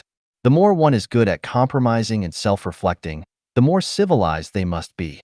There is a special phenomenon that when two or more barbarians encounter civilization, in order to deal with civilization together, the barbarians will temporarily unite and confront the civilization as allies. At this time, there will be peace between the two barbarians. They will not be in conflict with each other. But when their common enemy disappears, the temporary peace between the two barbarians will be broken, and mutual conflict will definitely occur between them again. This fact is determined by the nature of barbarism. 人与人之间冷酷一点好不好? Would it be good if people could treat each other a way that is more uncaring? Xiefeng. March 22nd, 2021. Translated by Qin Yu, edited by Peter. Undoubtedly, people like to be warm, concerning, caring, soothing, comforting, supporting each other, and jointly resisting their misfortunes and tribulations on the journey of life. After experiencing the ups and downs of life, I found that people spend too much time and energy in taking care of emotions between people in their lives. Therefore, I will offer an unconventional way of thinking. What if people would treat each other in a way that is a little less caring? In the animal world, in order to survive, all birds are uncaring. Once they hatch and feed their children to the stage where they are foraging on their own, the adult bird decisively implements an uncaring policy on the children. They pull out and expel the children from the nest and let them look for food and survive in nature. It is almost the same for mammals. As soon as they can find food for themselves, parents generally do not care very much for their offspring. Humans are different from animals. People care for each other. Even when parents are very old, they still want to find ways to care for and look after their children. It was reported that there is a mother whose son obtained a doctorate degree in the United States. After the son's returning to China, he did not look for a job. Instead, he stayed at home and played games all day even when he reached his 40s. All his living expenses depended on his mother, who was in her 70s and suffered from poor health. Most parents have this experience. In their children's childhood, when their children are upset, rolling around and crying on the ground, the parents will try to persuade their children to be happy. Especially the grandparents, who may love their grandchildren more, will try by every means to make them happy. In fact, husbands and wives will consider each other's emotions even more. When one is unhappy, the other has to try to persuade the other to be happy. From the beginning of a romantic relationship through marriage and into old age, couples spend an enormous amount of time and energy caring for each other emotionally. To maintain a good functioning of the relationship between people, one must take care of the other's emotions. Even if they make trouble unreasonably, the other one must also take care of their emotions. The problem is that people are imperfect, and there will always be emotional outbursts. The price people pay for taking care of emotions is huge. Is it okay to be less caring with people? For example, when a child rolls on the ground and cries, not only do you not persuade him to behave himself and instead, you give him 2 slaps on his bottom, what will happen? I do not think he will roll around and cry anymore. For example, after having raised your child to 18 years of age, you then let him find his own means of livelihood. Even if he goes to college, let him find a way to pay the tuition fee on his own. In this way, the child will become a person with a strong ability to survive independently in the future. As for buying a house and getting married, it all should depend on the child's own ability to pay for it, and parents should no longer have to worry about how to pay for them. For example, what if between husband and wife, Once the wife cries, makes trouble, and threatens to hang herself, the husband scolds, beats, and threatens to kill her. Good grief! Do not give in, and do not consider her emotions. In this way, the relationship may become more harmonious, beautiful, and healthier. Let the strong live beautifully, and let the weak linger out a feeble existence. This is in line with the laws of nature. Here is one point. People who are unable to work, such as the elderly and disabled, need to be taken care of by the strong. As long as they have the ability to work, they on no account should be taken care of. If you have the ability to work, why should others take care of you? I am not interested in charity and relief services. Human beings should encourage the strong to do something more substantial. People should follow the strong. In international relations, unite with the strong countries. As for weak and poor countries, best to let them die. In Siefeng-style communism, I emphasize dictatorship and Superman philosophy and deny democratic mechanisms. Whoever is strong can take charge. Whoever contributes the most can be the leader. Whoever has the greatest ability can be the leader. Whoever can be selfless can be the leader. Isn't this fair and just? In Siefeng-style communism, all people must participate in labor, and whoever does not work, throw them out. Whoever is lazy, throw them out. Whoever is always in a bad mood and disgruntled, throw them out. Whoever bullies people, throw them out. Everyone must be of value, must create value, and if they have no value, throw them out. In Siefeng-style communism, the most annoying people are those who talk a lot and do nothing, and those who give advice. And the most favored people are those who say, "I will take care of it." Do not offer help if someone does not ask for it. This is one of the values of life genuine. Isn't it uncaring? Is this correct? I do not know. Only practice and time can prove it and give the answer. 好无止境，坏无底线. There are no limits to goodness and badness. Siefeng, March 18th, 2021. Translated by Qin, edited by Peter. What is the highest state of goodness? Answer. There is no highest state for goodness. It has no limit. What is the lowest state of badness? Answer. Badness has no lowest state. It has no limit. Due to the needs of entertaining guests, I have grapes available for 365 days a year. American, Canadian, and Brazilian grapes are all available. Red, purple, black, and green grapes are all available. Large, small, round, and long grapes are all available. I have tried all kinds of sour, and sweet, and astringent grapes and have gotten the impression that these are all of the grapes that exist in the world. However, on March 10th, 2021, I got to eat a different kind of grape, which is Mexican, green, big, seedless, with thin skin, sweet, and very moist. I never thought that there were such high-quality grapes in the world. Do not mention streams to him who has seen a great ocean.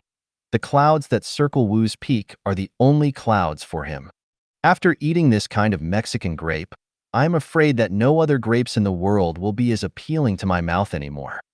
But wait a moment. Goodness has no limit.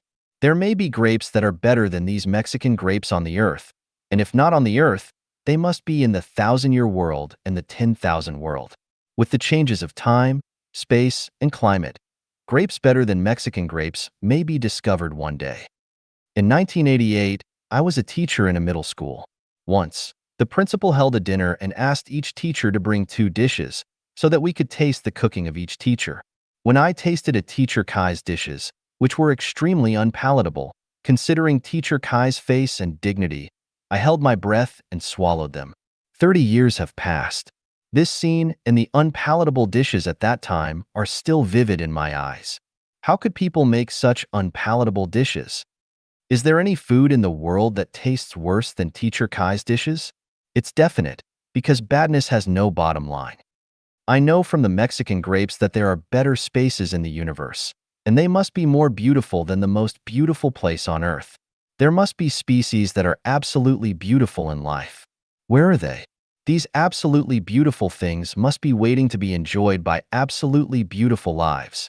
When our own quality becomes more and more beautiful, we will certainly encounter an absolutely beautiful time and space and an absolutely beautiful life. Goodness has no limit, and there must be absolute beauty above perfection. I have no doubt about this. From this, we can infer how precious life is. Imagining an absolutely beautiful time and space makes one so excited.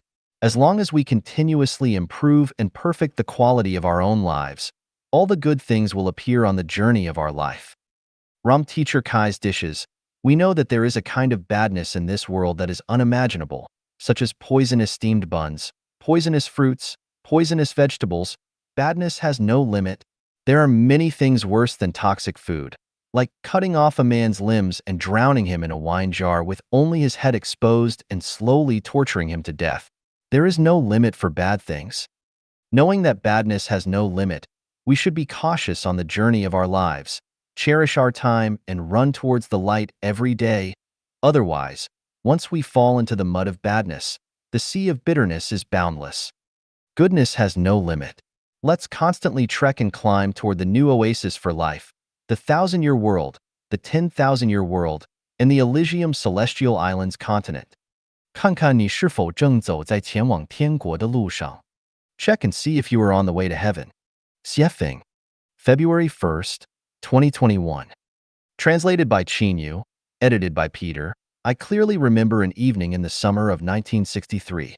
At that time, there were no newspapers, no radios, and of course no TVs and mobile phones. People's knowledge was passed on through chatting. At that time, every evening after dinner, the adults gathered together to brag and chat. The children either sat or stood quietly listening to the adults bragging, or just ran around and played. The reason why I can clearly remember that evening is because an uncle said, "When it is noontime where we are, it is midnight in some places. When it is summer where we are, it is winter in some places." I remember that everyone burst into laughter and said that uncle is whimsical and what he is saying is nonsense.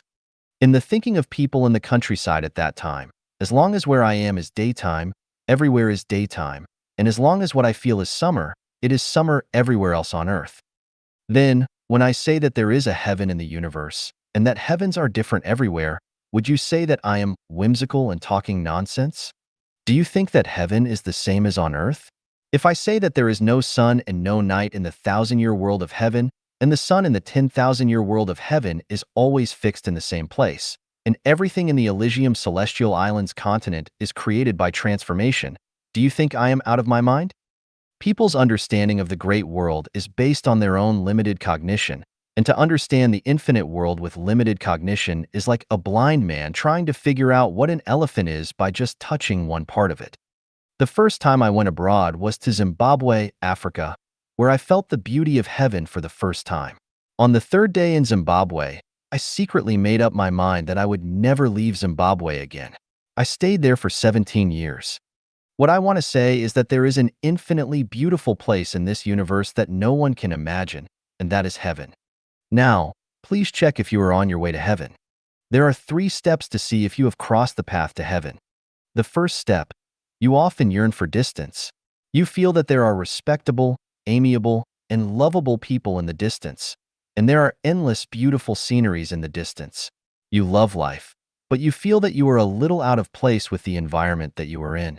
You are busy every day for your survival, but deep in your heart, you do not like, even hate this kind of rushing. Inside, you do not like to work for money, power, status, and reputation. You just want to be happy, joyous, free, and blessed in life. You hate to see people controlling other people, hate being swayed and controlled by people and your environment. You hope that one day there will be a great person in your life who will take you far away, to a place you have missed very much. When you have these thoughts and feelings, you are actually on the way to heaven. The second step, you do not want to get married. You instinctively hate family life. You want to escape from marriage and family life.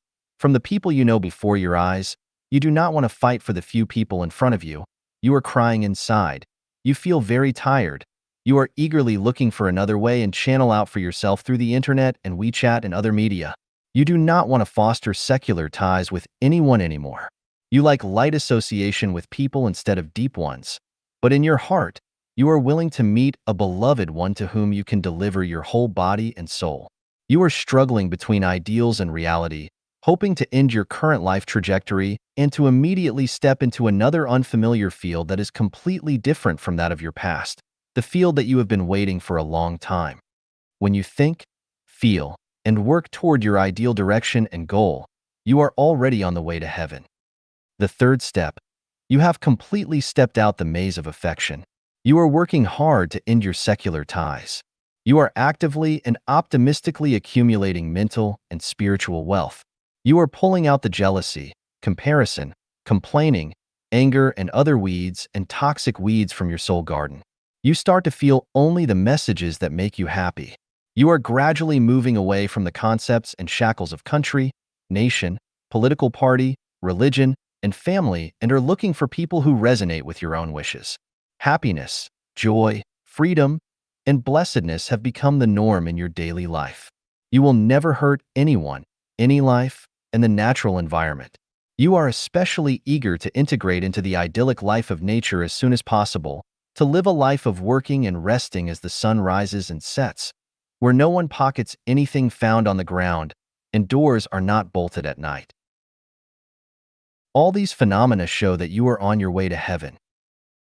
Whether or not you can go to heaven has nothing to do with your diploma, wisdom, status, wealth, appearance, reputation, whether you have read the scriptures or chanted sutras, whether you have formally acknowledged someone as your master and met many masters and capable persons, and has nothing to do with whether you are talkative and eloquent, has nothing to do with how many good deeds you have done in the past. It is only related to your nature of Tathagata and is closely related to your state of mind.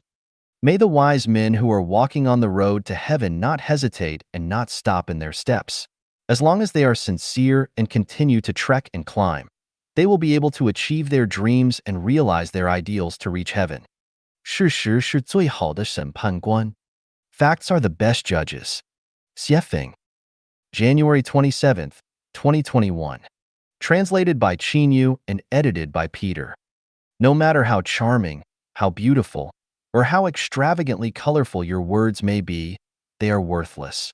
Let them be confirmed by facts. Any theory or preaching that is not supported by facts is not credible. Any conclusive discourse that cannot be verified by facts is the resorting to sophistry and is irrational. Theories that have been proven to be unworkable, including those in the so-called classics, have all been fabricated. All theories and discourses that have not been verified by facts are falsehoods and should be dismissed. If in the face of facts, you still resort to sophistry, try to cover them up in every possible way, try to find all kinds of excuses, and argue with others about them, it can surely be said that you are unreasonable. We cannot prove the rationality and correctness of one theory using another theory, just as a lie cannot prove itself not a lie by still another lie. The only way to prove its rationality and correctness is to show the facts. If the facts cannot prove that you are right, then all your theories and preaching are false. If you say that you can grow a 200-kilogram Chinese cabbage, well, do it and show us your 200-kilogram Chinese cabbage. If you say that you are a Buddhist master, okay, first, educate a Buddha and let us see the result.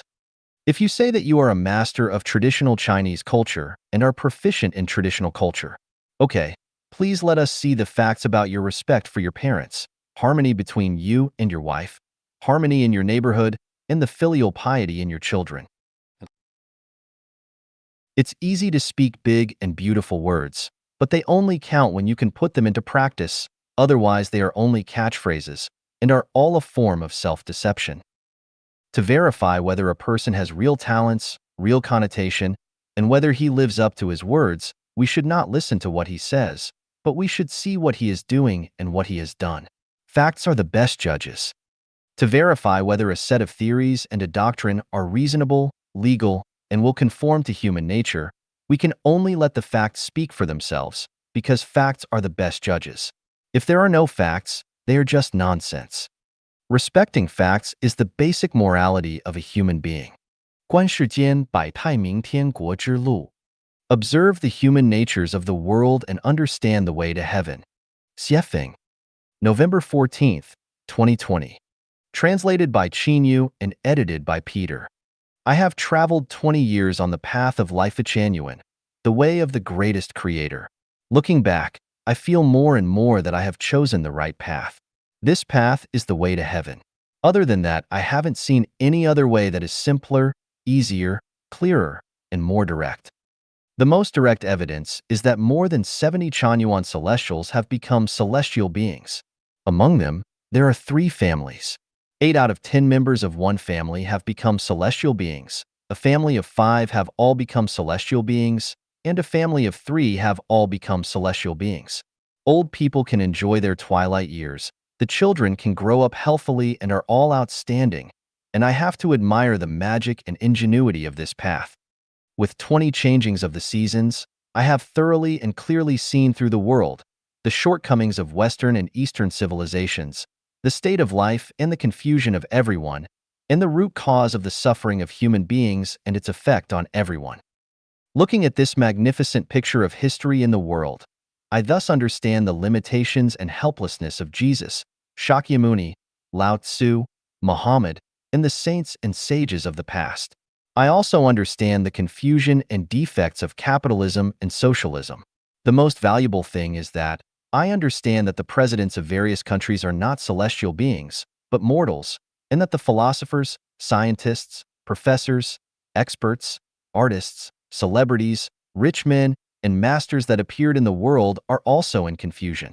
They are also living their lives in a muddle-headed way. The most interesting thing is to look at the lives of the toiling people, which are pathetic, sad, pitiful, and regrettable. The more stubborn that people are, the more they do not understand the truth and reason. The more stubborn that people are, the more miserable they are. There is another interesting phenomenon. The more people like reasoning with others, the more they do not understand the truth. Fall into a pit of one's own digging seems to be very suitable for people who like reasoning. People who pursue the extraordinary and enjoy being ordinary are very pitiful. People who pursue the extraordinary seem to stand and shout in the wind, a bit like a madman does, while people who indulge in the ordinary are a bit like pigs reared in a pigsty, they just know no other way. Those who truly understand the truth of the world are those who have returned from the extraordinary to the ordinary, and they are the ones who enjoy life. The ordinary that has never been extraordinary is mediocre, and extraordinary that has not returned to the ordinary is impetuous. The plot of the world will never be played out according to any individual subjective will. Presidents cannot do it, sages cannot do it, and the general public cannot do it. That is how the Tao is running. All conditioned dharmas will be in vain like bubbles. Only those who know that it will rain tomorrow and go out with umbrellas are those who know the plot in their hearts. And those who know the plot and give guidance to others are the enlightened masters of the world. As a human, no matter what you say or do, you will attend to one thing and lose another. Life without an ultimate goal is a life of confusion. No matter how great and brilliant one feels, it is a life of clouds, a life of contradictions, and a life of misery, because when death comes, you will feel sad because of fear and helplessness. Without a frame of reference and a reference object as the benchmark of self-improvement and self-refinement, people will be at a loss. All people's words and deeds will be a form of blundering. When the sun comes out, they will be happy for a while, and when the sun goes down, they will be lost for a while, and they cannot achieve long-lasting tranquility, joy, and peace of mind. A truth needs to be revealed, that is, the more one is ordinary and lacks material wealth, the easier it is for him to become celestial. And the more knowledgeable, capable, and materially rich one is, the more difficult it will be for him to become celestial. This is probably also the reflection of the justness and fairness of the universe's balance mechanism. That is, if you have obtained the benefits of this shore, you will no longer have your welfare on the other shore. A tiger cannot grow wings on its back. With the blessings of the world, you can no longer look forward to the happiness of heaven. According to the practice of life genuine, what Christ Jesus says is true. Happy are you who are poor. Happy are you who are in need of food now. Happy are you who are weeping now. Those who have become celestials in life genuine were all once poor, hungry, and weeping people, while those who are wealthy, full of food, and laughing did not become celestials. It turns out that the greatest creator has been protecting his disadvantaged people. From the laws of the world, people are right no matter what they say and do, and there is no one who is wrong. From the perspective of the law of sublimation of life, People are wrong no matter what they say or do, and there are few people who are right. The chicken soup for the soul is delicious, but it is mostly made of the insight of people with elusive thinking. If you drink too much, you will be drunk and fall into the dust. 与我交往，不要诉说你的烦恼痛苦。When associating with me, do not tell me about your troubles and your pain. Xiefeng. November 18th, 2020. Translated by Qin Yu and edited by Peter. I follow the philosophy of the Superman. This world should be given to those who work hard without fear of hardships, but are always optimistic and romantic. People who talk about their misfortunes and worries all day long should withdraw from the historical stage of this world. Passive, negative, pessimistic people radiate negative energy, and it is too exhausting to associate with people who are full of negative energy. I do not owe you anything, so why should I bear your misfortune and pain? When surviving and living in this era of the world, which one of us is free from troubles and pains? It is just that the strong bury their worries and pains deeply in their hearts as nourishment and motivation to forge ahead. Only the weak talk about their worries and pains all day long and treat others as their emotional trash cans into which they dump the trash that is in their minds. With people who often tell others about their misfortunes and pains, their energy level is below 200, which is a kind of pathological psychology. Not only can they not live out their own lives, but they will also pollute the spirits and souls of others. As the messenger of the greatest creator, the incarnation of gods, Buddhas, and celestials, I, Xiefeng, came to the world to look for healthy people, not to look for sick people, not referring to physical diseases, but to spiritual diseases, let alone to cure people. I harvest ripe crops. Ripe crops are full and flawless. Do not think that I am here to help people in distress. Some people say Xiefeng is a Ziwei saint. That's only your wishful thinking. I won't do a stupid thing like that. I do not even have enough time to flirt with and seduce my sisters-in-law. So how can I have time to take care of your mess? Do not pretend to be pitiful in front of me so that I can feel pity for you. If you help yourself, I will help you. If you want to destroy yourself, I will help to destroy you. To whoever wants to hang himself, I will secretly prepare a rope for you to hang yourself with, and then you cannot live out a life of sunshine and color. If you want sunshine, I will give you light. If you want darkness, your wish will be fulfilled. In addition, I hope netizens do not give me advice, do not try to point out the right way to me, and do not insult my IQ. I follow the concept of do not offer help if someone does not ask for it. If I didn't ask you, do not help me. Of course, if you think your EQ, IQ, and SQ, spiritual quotient, are higher than mine, then teach me. But once you start teaching me, I'm going to ask you 100,000 questions, and if you cannot answer them, then shut up early in the conversation. Either follow me or go your own way. If you follow me, then do exactly what I say. Xiefeng will never collaborate with anyone, let alone ask anyone to teach me how to walk and how to handle my affairs. Oh people, live out your life of sunshine and colors. In this way, you will benefit endlessly and add a bright splendor to society. That is the correct way of living. 成就别人才能成就自己. You can only fulfill your mission in life by helping others. Xiefeng. December 4th, 2020. Translated by Qin Yu and edited by Peter. When flour is made into steamed buns, its mission has been accomplished. When the fruit of the tree is ripe, its mission has been accomplished. When people say farewell to the world with no regrets in the end, their missions in their lives have been accomplished. When a person is sublimated into an immortal or Buddha, his mission in life has been accomplished. When a person dies, no matter what his status has been, rich or poor, famous or wise, if he still has concerns, remorse, resentment, regret, nostalgia, and fear, it proves that his mission in life has not yet been accomplished. On the contrary, if his life is fulfilled, his mission has been accomplished. The process of helping others is actually the fulfilling of yourself. The more you help others, the greater your achievements will be. The more a person serves others, the greater his achievements will be. The reason why Jesus and Sakyamuni became God and Buddha is because of the great number of individuals that they served. Of all the services, The number of beneficiaries of formless almsgiving is the widest and most extensive, so those who give formless alms have achieved the most. Whether I, Xiefeng, can achieve my mission in life or not in the end depends entirely on what Chanyuan Celestials can achieve or what they can't. If Chanyuan Celestials achieve much, I will definitely have achieved much. The more Chanyuan Celestials achieve, the greater my achievements will be. If Chanyuan Celestials cannot achieve anything, then Xiefeng is just a bunch of stinky shit, nothing more. So, what I will achieve in life will be by helping Chanyuan Celestials in fulfilling themselves.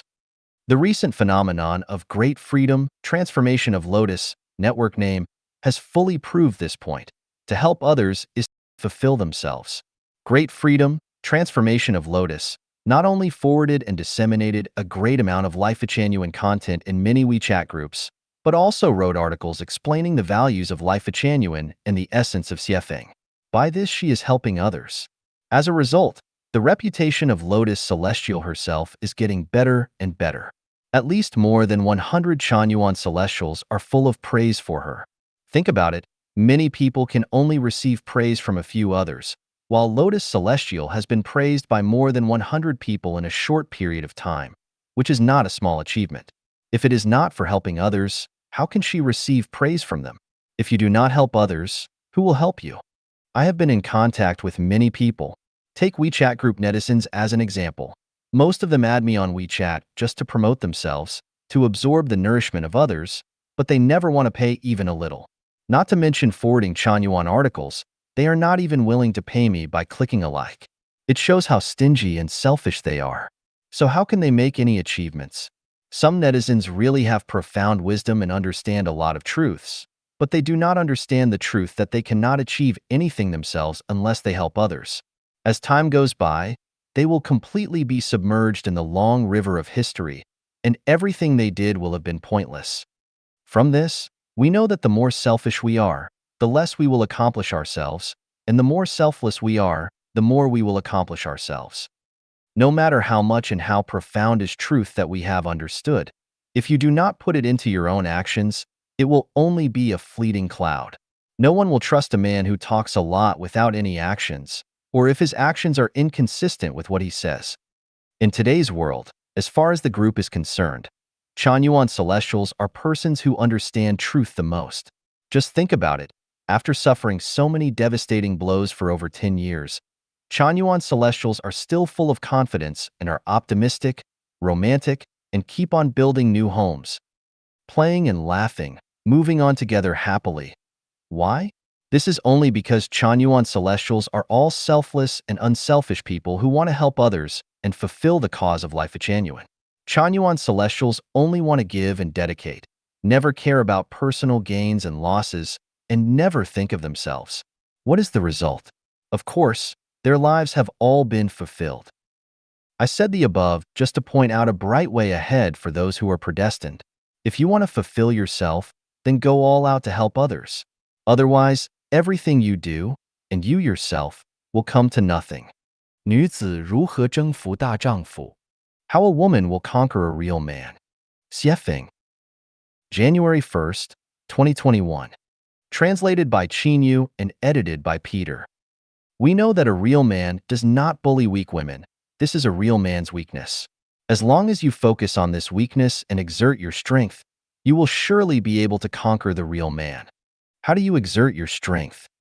Being cutesy, acting flirtatiously, showing weakness, showing softness, and being obedient.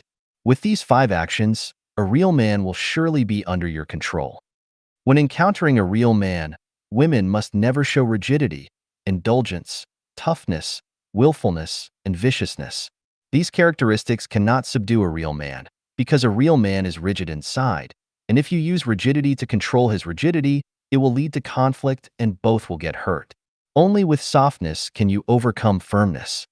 At the same time, in the face of a real man, women must not use words and expressions of grievance, blame, condemnation, and resentment. These characteristics will keep a real man 1,000 miles away, and a real man is free of all passive, negative, and pessimistic emotions. These words are something that a real man is unwilling to accept or bear. Treating a real man in the same way as treating an ordinary man would be extremely inappropriate. If you do not believe me, try it. 人生的又一个奥秘. Another mystery of life. Xiefeng. January 17th, 2021. Translated by Qinyu and edited by Peter.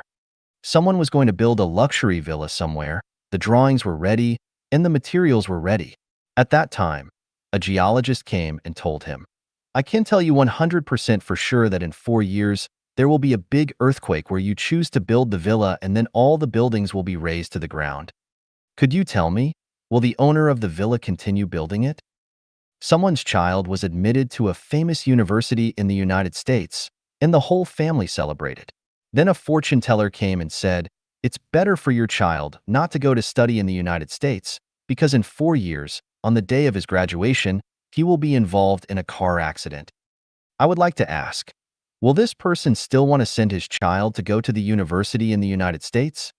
Someone was going to invest 1 million yuan in a real estate business, when a stranger came and said, you'd better stop doing business in real estate. You will make 100 million in the first 10 years, but in the 11th year you will not only go bankrupt, but also be taken to prison and all your property will be confiscated. The question, is he still planning to get into the real estate business?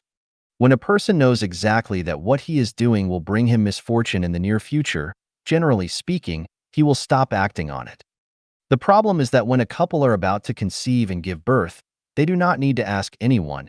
Everyone knows that the child they give birth to will surely die when he grows up. Even if they know that the child will surely die, people will still give birth to children. Throughout the history of human beings, the vast majority of people's lives will end in tragedy, and their lives will be spent in trouble, pain, anxiety, and sorrow. Even so, people will come to the world and have a try at it. They have all devoted themselves to the hard work and struggle in life with the fluke mentality of, I will live well. Generation after generation, they have been multiplying like this, which can be described as, in the Changjiang River, the waves behind drive those ahead, and no tears will come when you do not see the coffin. Why are you so irrational? The reason is that people do not know what will happen tomorrow, so they live with hope and anticipation. They can't help themselves but are pushed by their survival instinct and by the tide. There is no other way but to do so. This is the mystery. People enter the world to experience life. The process of life is a process of experience. Apart from this, these people have nothing to gain. Knowing this mystery, we will find that the geologist, the fortune teller, and the stranger mentioned at the beginning of the article did a bad thing. They should not tell the truth to the builder, should not tell the parents what will happen to their kid who will go to school in the United States 4 years later, should not tell the one who is going to become a real estate businessman what will happen in 10 years, because the truth deprives them of the process of experiencing life. Just imagine if you tell a newborn pig, when you grow up and you will be fattened, people will stab a knife into your heart to kill you and then they will eat you. Can this pig still have a happy and joyous life? It is cruel to tell the truth. It is more in line with human nature and natural law to let people live in a daze. Even if the truth is told, few people are willing to believe it. Sometimes lies are more compassionate than the truth. Live happily. Every day should be a happy day, and life experience is very important. 背西洋面朝阳. Will you go backwards to the sunset or face the rising sun? Xiefeng. November 27th, 2022. Translated by Qinyu and edited by Peter.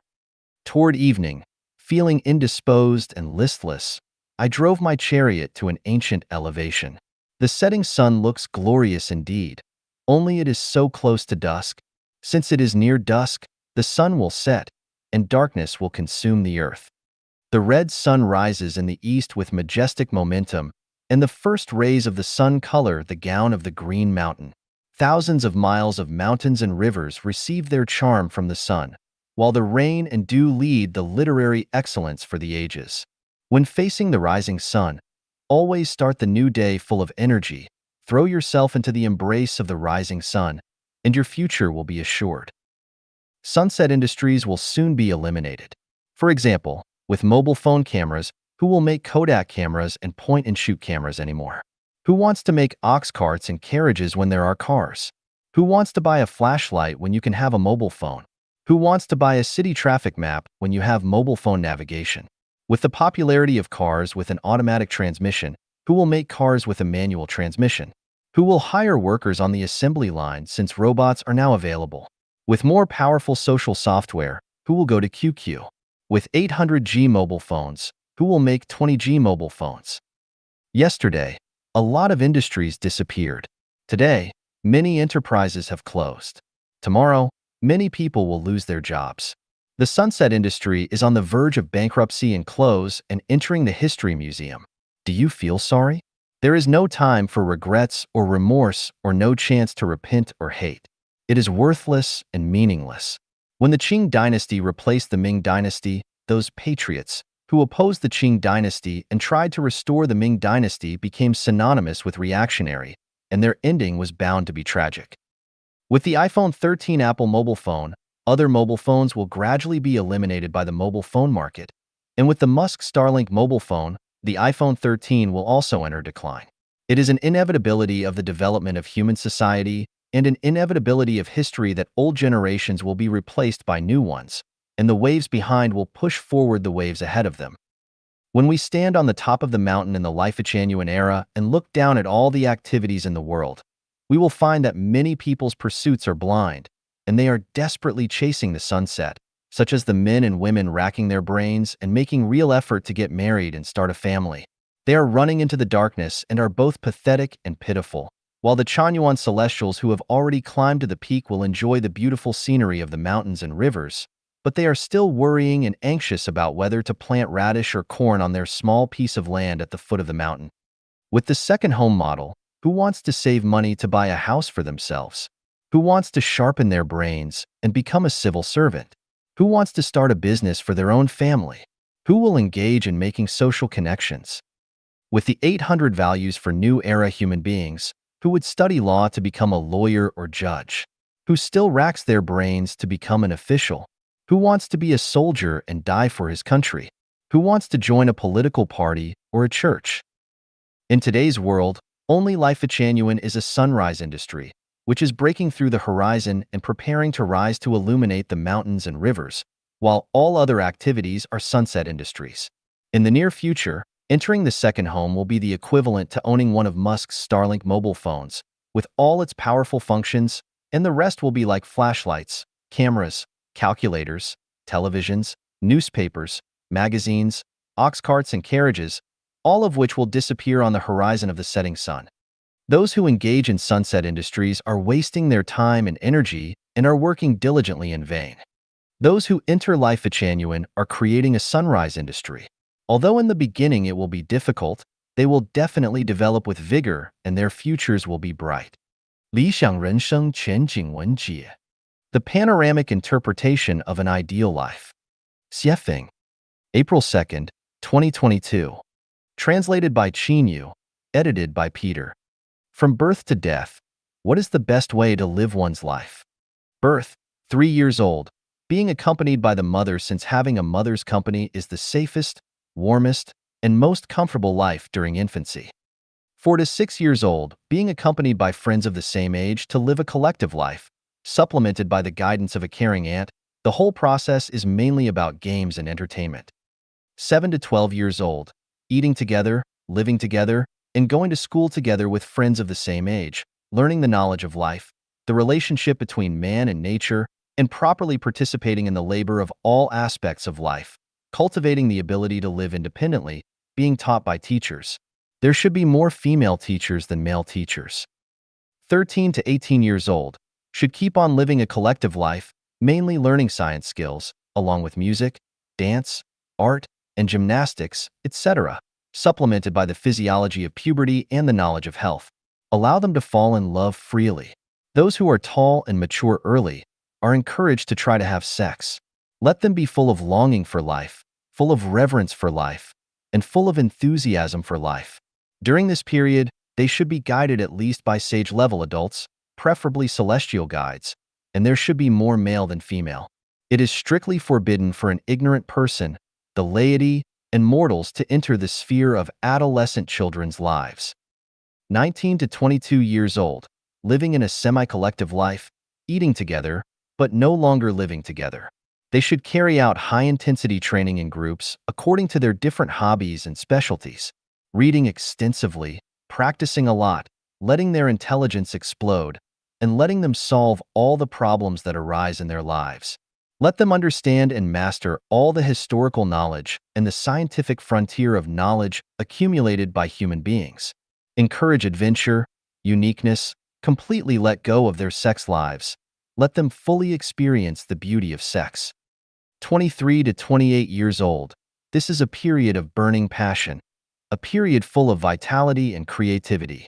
Education and guidance should be stopped to allow everyone to create and live according to their love, giving them maximum freedom to do what they want.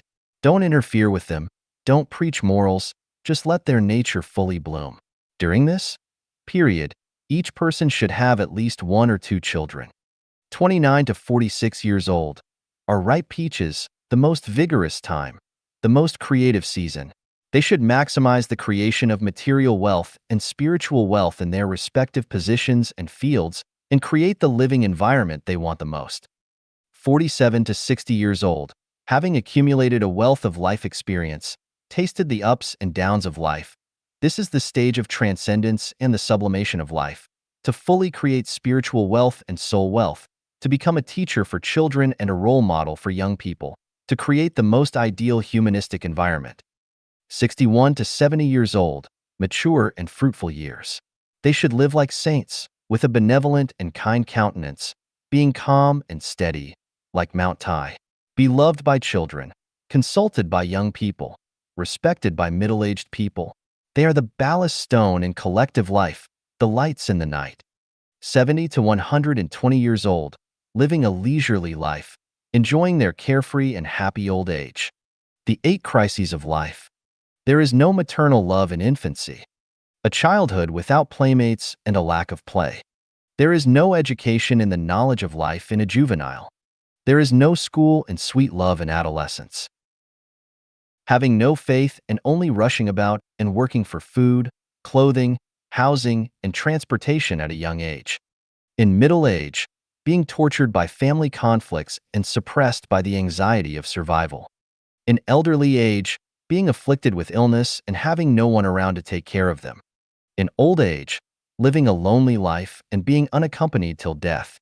The above 8 major crises in life are perfectly eliminated and resolved in the second home of life Genuine. Therefore, the production and living mode of the second home is the most ideal way of life for human beings. 包容 equals 纵容. Tolerance equals complicity. 协平. January 21st, 2021. Translated by Chinyu, edited by Peter. There is a kind of tolerance that is tantamount to complicity. I am here to talk specifically about this kind of tolerance. I left 3 WeChat groups yesterday. The reason for my leaving was the uncivilized language in those 3 groups. In 2 of these groups, a person named Lunatic Wong is always saying "fuck your mother" and using other vulgar and crude words. Barbarians like him and many people not only praise him for his knowledge and wisdom, but also tolerate him as well. Feeling helpless and unable to bear the foul atmosphere in the group, I left. The reason why Lunatic Wong used swear words unscrupulously was because he found that people would tolerate his barbaric behavior. So, he feigned madness and acted like an idiot, acted irrationally, and cursed heaven and anyone he could. The language he used is so nasty, vulgar, filthy, and dirty that no one in the past and no one in the future will be able to surpass him. Other people tolerate this despicable and shameless person and are even singing praises for him. This is the pure acceptance of evil. As a spiritual practitioner, I cannot connive with evil to such a degree, or even associate with him, speak with him on the same stage, which shows how far the world of spiritual cultivation has fallen. When evil occupies the platform of discourse and morals degenerate to their extremities, no one should blame others. We should blame ourselves for being too tolerant of falsehoods, evil, and ugliness. This tolerance is complicity, and it is when we are compliant of ugly deeds and ugly words by each of us that it leads to the indecencies that are swaggering through the streets and running rampant. Tolerance refers to the non-interference of personality differences under the same attribute. For example, Various flowers have the same attribute. Under the same attribute, peonies need to tolerate thorny roses, chrysanthemums need to tolerate winter plums that bloom in cold weather, and bougainvillea that blooms all year round need to tolerate epiphyllum, whose flowering period is only a few hours. Another example is that truth, kindness, beauty, love, faith, sincerity, peace, and harmony should mutually tolerate each other, because they are all the same attributes. When things are completely different in nature, they cannot tolerate each other. Here tolerance equals complicity. Truth, goodness, and beauty cannot tolerate falsehoods, evil, and ugliness. The sun cannot tolerate darkness, fire cannot tolerate water, and a beautiful environment cannot tolerate garbage. Imagine that there are 8 dishes on the dinner table, and someone brings a plate of feces. May I ask, will you tolerate it? The Chinese nation regards bearing shame and humiliation as a positive virtue. This kind of value is problematic. The cultivated world praises tolerance highly, to show that they have broad minds and noble feelings. How hypocritical this is. Confucianism, Buddhism, and Taoism all emphasize tolerance.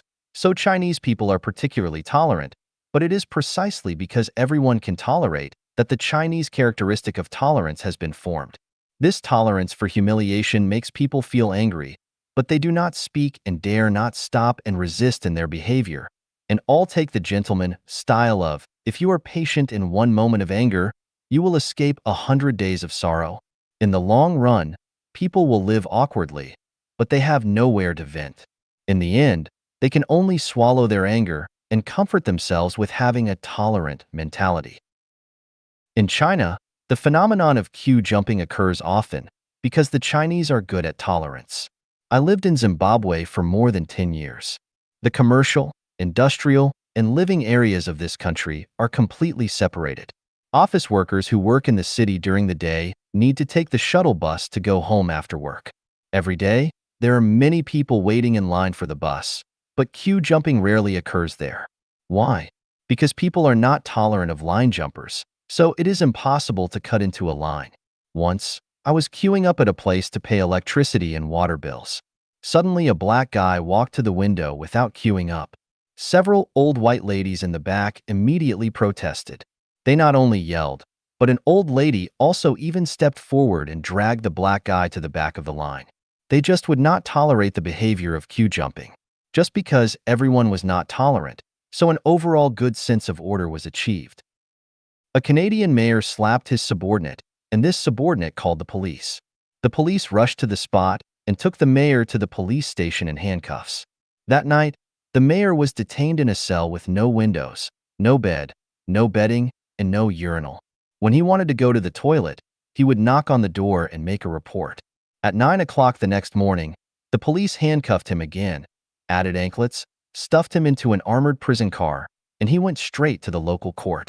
The judge sentenced him to go to the hospital for a psychiatric evaluation to see if he had any mental problems that had caused the violence and sentenced him not associate with this subordinate whom he had beaten at any time.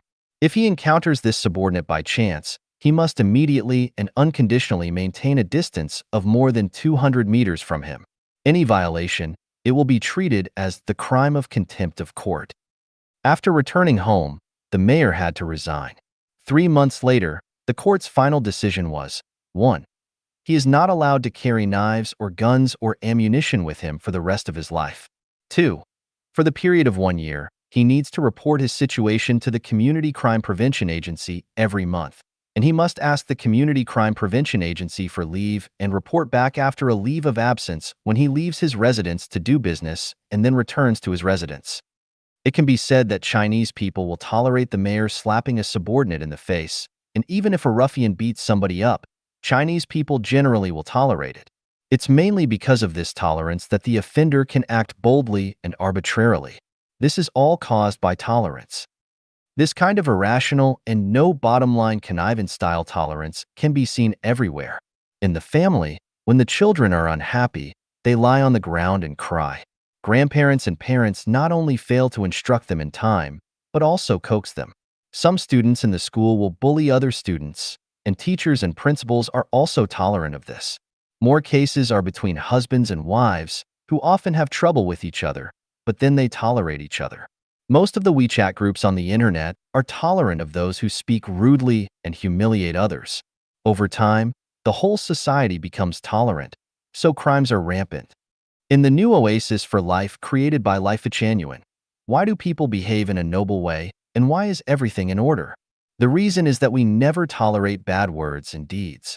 Not only do we not tolerate fighting and swearing, but we also never tolerate the behaviors of boozing, whoring, gambling, and smoking, and we even never tolerate the behavior of the wasting of food and property. No one can leave any food in the rice bowl after eating.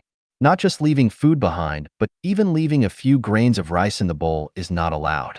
Anyone who dares to throw trash down casually can try it. Anyone who dares to sexually harass women can try it.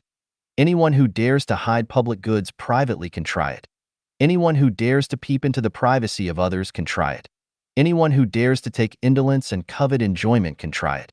If one recommits this act after being warned, he will be expelled from the home. Someone taught me and said, "You need to be more tolerant and accept everything." I answered immediately, "I am not a trash can or a trash pit. How can I tolerate and accept everything?" Some people call those creatures that talk filthily and often say, "Fuck your mother," as superior and master. Their values are reversed to such a degree. No wonder that these superiors and masters have sprung up like mushrooms in the land of China. 分工负责的价值和意义. The value and significance of division of labor. Xiefeng, January 30th, 2023. Edited by Qin Yu. First, let's look at these equations. Which equation do you think has the greatest power? 1 plus 1 equals 0, 1 plus 1 equals 11, plus 1 equals 21, plus 1 equals 3, 4, 5, 6, 7, 8, 9. Let me explain. 1 plus 1 is equal to 0. When two people live together without division of labor, regardless of the size of tasks, they work together and are busy all day without time for leisure or study. Due to differences in personality and views, they criticize, nitpick, and attack each other, wasting their time and energy on pointless arguments. They end up achieving nothing, and their life accomplishments equal 0.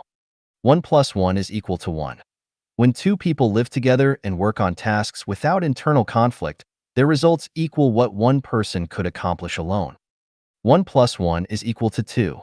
Two people living together, each doing their own thing, without interfering with each other, results in the achievement of two people. 1 plus 1 is equal to 3. Two people living together, dividing responsibilities, cooperating seamlessly, and working together on specific tasks, results in the achievement of 3 people. 1 plus 1 is equal to 9. Two people living together, with clear division of all tasks, sharing common goals, and no internal conflicts, results in the achievement of what would normally take 9 people to accomplish. The above is a theoretical analysis, but what is the actual situation like? Please carefully consider how your own living situation with others is like, especially the achievements of 2 people living together as a couple. What I want to tell everyone is that based on my analysis and practical experience, whether it is 2 people, 3 people, 100 people, 1,000 people, 10,000 people, or even all the people on Earth living together, the greatest achievement comes from dividing tasks and responsibilities. If tasks are not clearly defined and everyone wants to meddle in everything, or if you are building airplanes, I am also building airplanes, and he is also building airplanes, it will not only waste resources and human effort, but also create competition. The result of competition can be lower costs, increased efficiency, and better quality, but it will also lead to enormous waste of resources and moral degradation, which is not worth it. By playing to each person's strengths, refining tasks, sharing common goals, and cooperating seamlessly without interference, this kind of team, whether it is a team of 2, 8, or 10,000 people, can achieve results that are multiples of what individuals can achieve. This approach does not waste resources nor create tensions between individuals, because there is no internal friction or competition. From a couple to various countries around the world, if we follow the theory of dividing tasks and responsibilities, humanity will enter a golden age where there will be no more wars, waste of Earth's resources will be eliminated, and social turmoil will be eradicated. Border controls between countries will no longer be necessary, and we will enter a harmonious era of global integration. Of course, to achieve the above ideal, it seems that only the life-genuine values and the second home model can bear such a heavy responsibility at present. 请看看你是不是你自己. Please take a look and see if you are yourself. Xiefeng. October 5th, 2020. Edited by Qin Yu. If we have interacted with many people, we will find that people change and are unpredictable. We cannot figure out what kind of person they really are. There is a saying that human hearts are hard to fathom. Even after decades of being together, we may still find the other person to be a stranger, causing us to feel lost in life. At this time, when we feel that others are difficult to fathom, we need to have a self-recognition. Who am I really? Am I myself? Am I also a fickle and unpredictable person? It is not difficult to know oneself, and we can reason it out this way. You see a peach tree with ripe peaches hanging from its branches. You pick one, take a bite, and feel the sweetness and fragrance in your mouth. You like it from the bottom of your heart and believe that this peach is a fairy peach. However, someone comes over and tells you that this peach is a demonic peach, which will turn people into demons when eaten. Later, someone else says that this peach is a desire peach, which will generate desires in people. Desires are like the chains that drag people down to hell. The question is, what will you do now? Will you continue to eat or stop eating from now on? If you follow your own feelings and continue to eat, then you are yourself. If you listen to the evaluations of others and stop eating, then you are not yourself. You are just a puppet, possessed by the consciousness of others. Have you ever experienced the taste of sexual love, especially the excitement brought by having an affair? If you feel excited, wonderful, and blissful and want to enjoy this happiness for the rest of your life, what will you do when you see an article that describes the harm of sex, such as your energy is going to drain from below and warns of the difficulty of becoming enlightened due to lustful thoughts? If you continue to enjoy the sexual pleasure and ignore the teachings of others, even ignoring the teachings of Buddhists and gods, then you are yourself. On the other hand, if you restrain the driving force in your heart and no longer engage in sexual activity, then you are not yourself. You are a puppet controlled by the thoughts of others, without any intellectual or independent consciousness. You cannot be considered a complete and independent person. Suppose you are a Chanyuan celestial. You have lived in the new oasis for life, and you sincerely like this new way of life and want to live in it for the rest of your life. Now, someone says that Life Changyuan is a cult and an illegal organization, and Xiefeng is a big demon who cheats people out of money and sex. What will you do? You start to waver, gradually moving away from Life Changyuan and no longer daring to live in the new oasis for life, fearing that you will be deceived or suppressed. At this point, you have betrayed your own heart, abandoned your true feelings, and you are no longer yourself. You have been kidnapped by fear and have lost your true self. People often say that they should stick to the truth, but what is the truth? At the most basic level, the truth is your inner feelings, your inner driving force. When you listen to external judgments and preaching and go against your innermost driving force to speak and act, you have violated the truth. When you violate the truth, you are not yourself, you are a fake person. The words you speak do not come from yourself. You are just a megaphone. You will always be influenced by the outside world, and you have no roots. During my time at the Beijing University of International Business and Economics, I had a roommate who always said, "My wife said." Regardless of the topic, he always said, "My wife said." Later, we gave him a nickname, Mrs. Said. Is he still himself? Of course not. He is just a shadow of his wife. There are many such people. Some say, "My mother said." Some say, "My master said." Some say, "The guru said." Some say, "The Buddha said." Some say, "The organization said," and so on. These people have no selves and cannot find themselves. Of course, this no self is miles away from selflessness. Every day on the internet, we can see articles that come like a tsunami, but upon careful reading, we find that they are all things taken from others. Some have only been slightly decorated, but fundamentally, they are not their own true voice and feelings. It is very unfortunate that once you cannot find yourself, cannot live out your true self, you will ultimately regret it, and regret it for the rest of your life. Don't believe me? Go ask people over 60 years old who have lived their whole lives following others' correct and instructive ways, never living according to their true desires. As they near death, can they not regret it? Yesterday, in a WeChat group, I saw a woman say a few words. She said, "People around me always ask me to be more stable." Be stable, my ass. I am like a grasshopper in the autumn, and I can't jump around for many more days. What's stability? After reading her heartfelt words, I felt that a true person had emerged. Only the world of true people is the most exciting world, and only in the life of true people is there a heavenly life. If the surroundings are full of fake people, floating like ghosts, how can life be happy and fulfilling? How can one not be lost? 走出他人设置的程序圈圈 breaking out of the program circles set by others. Xiefeng, January 29th, 2023. Edited by Qin Yu. I installed a towel rack yesterday, which gave me a revelation.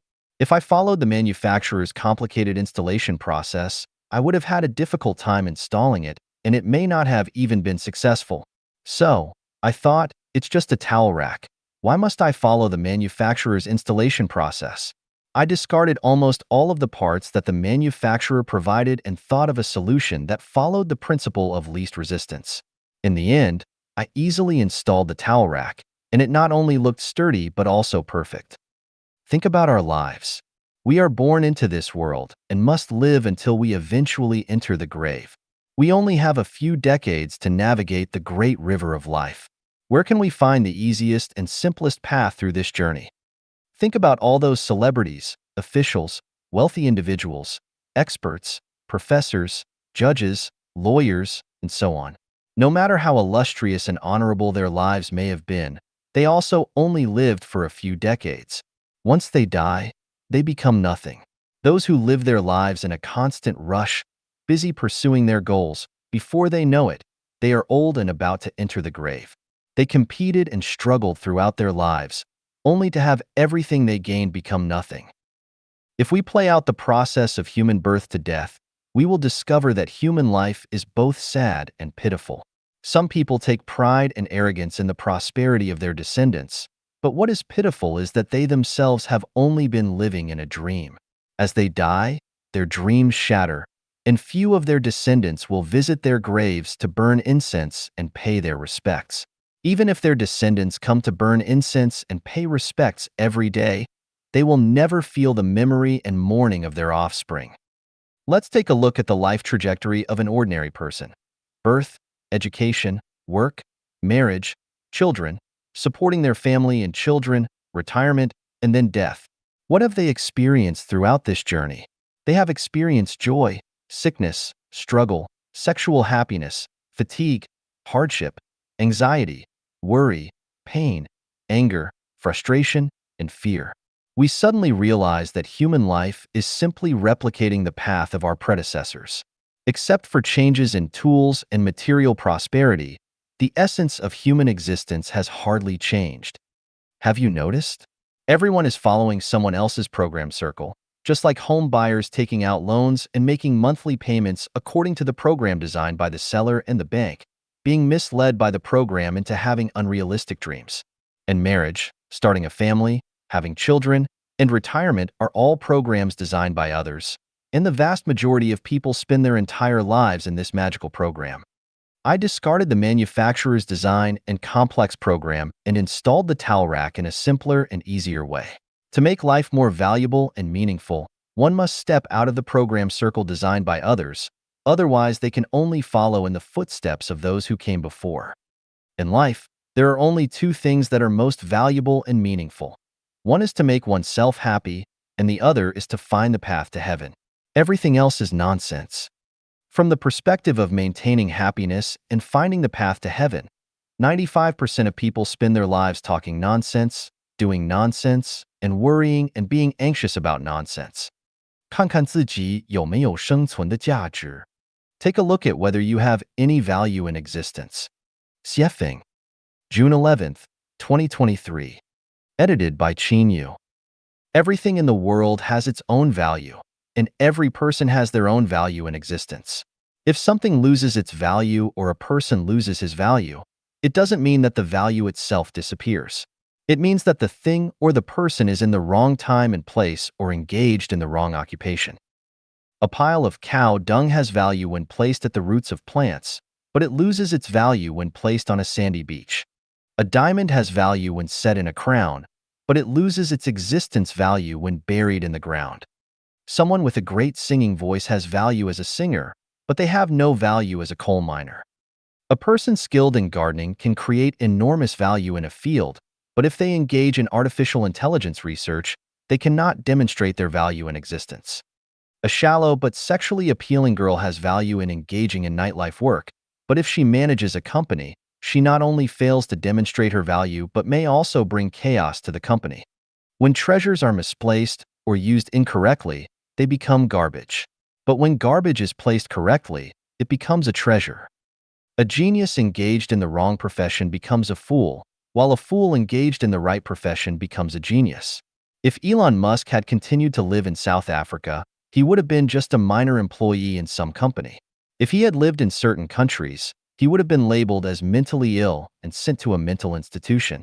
But by entering the United States, he became a world-renowned genius among geniuses. I believe that there are no idiots, mediocre individuals, or wasted talents in the world. Everyone is a genius, outstanding, and capable. The reason why there are many fools, mediocre individuals, and wasted talents is that they haven't been placed in the right positions or given the opportunity to showcase their natural talents. What causes geniuses to become fools, mediocrities, or wasted talents? The answer is marriage and family, national consciousness, state consciousness, religious ideologies, and centralized management systems. Why are there no fools, mediocrities, or wasted talents in heaven? Because there is no marriage and family, no national or state consciousness, no religion, and no centralized administrative management. Why do many people spend their whole lives practicing cultivation or Buddhism but ultimately fail to achieve enlightenment? Because if they lose their true nature and act according to their heart, how can they become immortals or Buddhas? True cultivation lies in not deliberately cultivating, true achievement lies in not striving, true planning lies in not scheming, and the divine will lies in not desiring. Any deliberate cultivation, education, guidance, or effort to achieve a purpose is the most effective way to turn oneself and others into fools, mediocrities, or wasted talents. Can you breathe fresh air while living in smog? Can you become a philosopher while living under autocratic rule? If you cannot demonstrate your value in existence, or even live a life without value, subjective factors account for 3 points, and objective factors account for 7 points. Even if you are a unique and extraordinary plant, you cannot emit a hint of greenness in the cold winter covered in ice and snow. It can be attributed to timing, luck, and destiny. 人造环境，环境造人. Humans create the environment transforms humans. Xiefeng. June 7th, 2023. Edited by Qin Yu. Nature has bestowed upon humanity all the resources for life. How to utilize these natural resources to create a beautiful and comfortable environment depends on the richness of the human spirit and soul. We can observe the yards of different households. Some families, although not economically affluent, have clean and tidy yards with blooming flowers and fruit trees. On the other hand, some families have lifeless yards filled with garbage, dirty and unkempt. With the same conditions, different individuals create different living environments.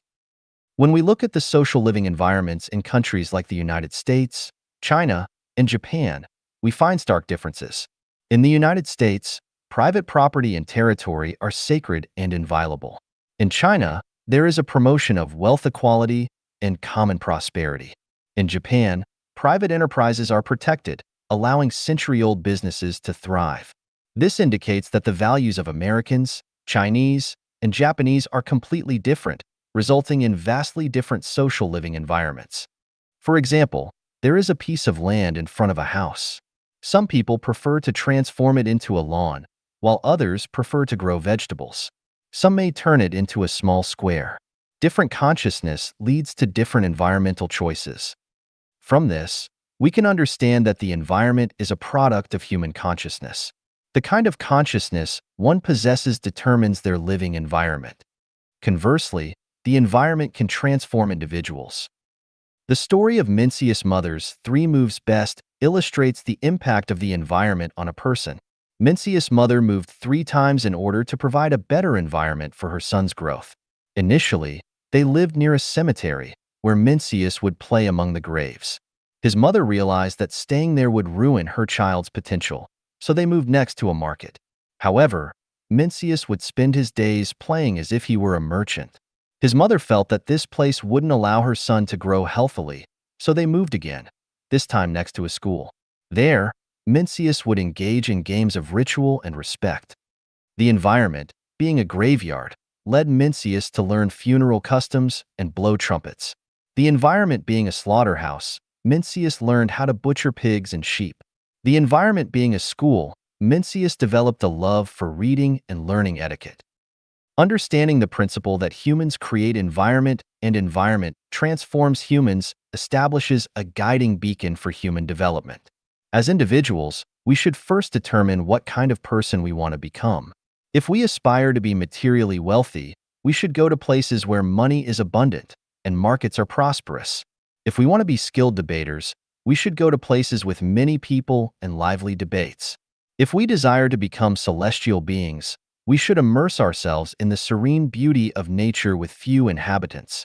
If we aspire to become a Buddha, we should seek environments where we have nothing but possess everything. Living with virtuous people is like entering a room filled with fragrant orchids. If you stay there for a long time and will not smell their fragrance, that's because you are influenced by and used to them. Living with wicked people is like entering a fish market. If you stay there for a long time and will not smell the stench, that's also because you are influenced by and used to them. If you want to emanate a pleasant fragrance, surround yourself with flowers. If you want to emit a foul odor, stay in the toilet. If you deeply understand that you are currently in the toilet and aspire to live among flowers, the best way is to leave the toilet, break free from its confines, and enter an environment where flowers bloom. The principles are clear, the path is well defined, but the dilemma lies in how to break free from the barriers of the toilet. It's difficult, especially when there are entanglements of family, emotions, and debts. Escaping the toilet is as challenging as reaching the blue sky. In the end, we will realize that heaven exists, but we cannot step beyond the door of the toilet. The greatest obstacle that prevents us from transcending is the ties of family, emotions, and debts. Once we are free from these attachments, heaven is not far away. However, who among ordinary people can truly overcome the threshold of family, emotions, and debts? 谁在卡中国脖子? Who is strangling China? Xiefeng.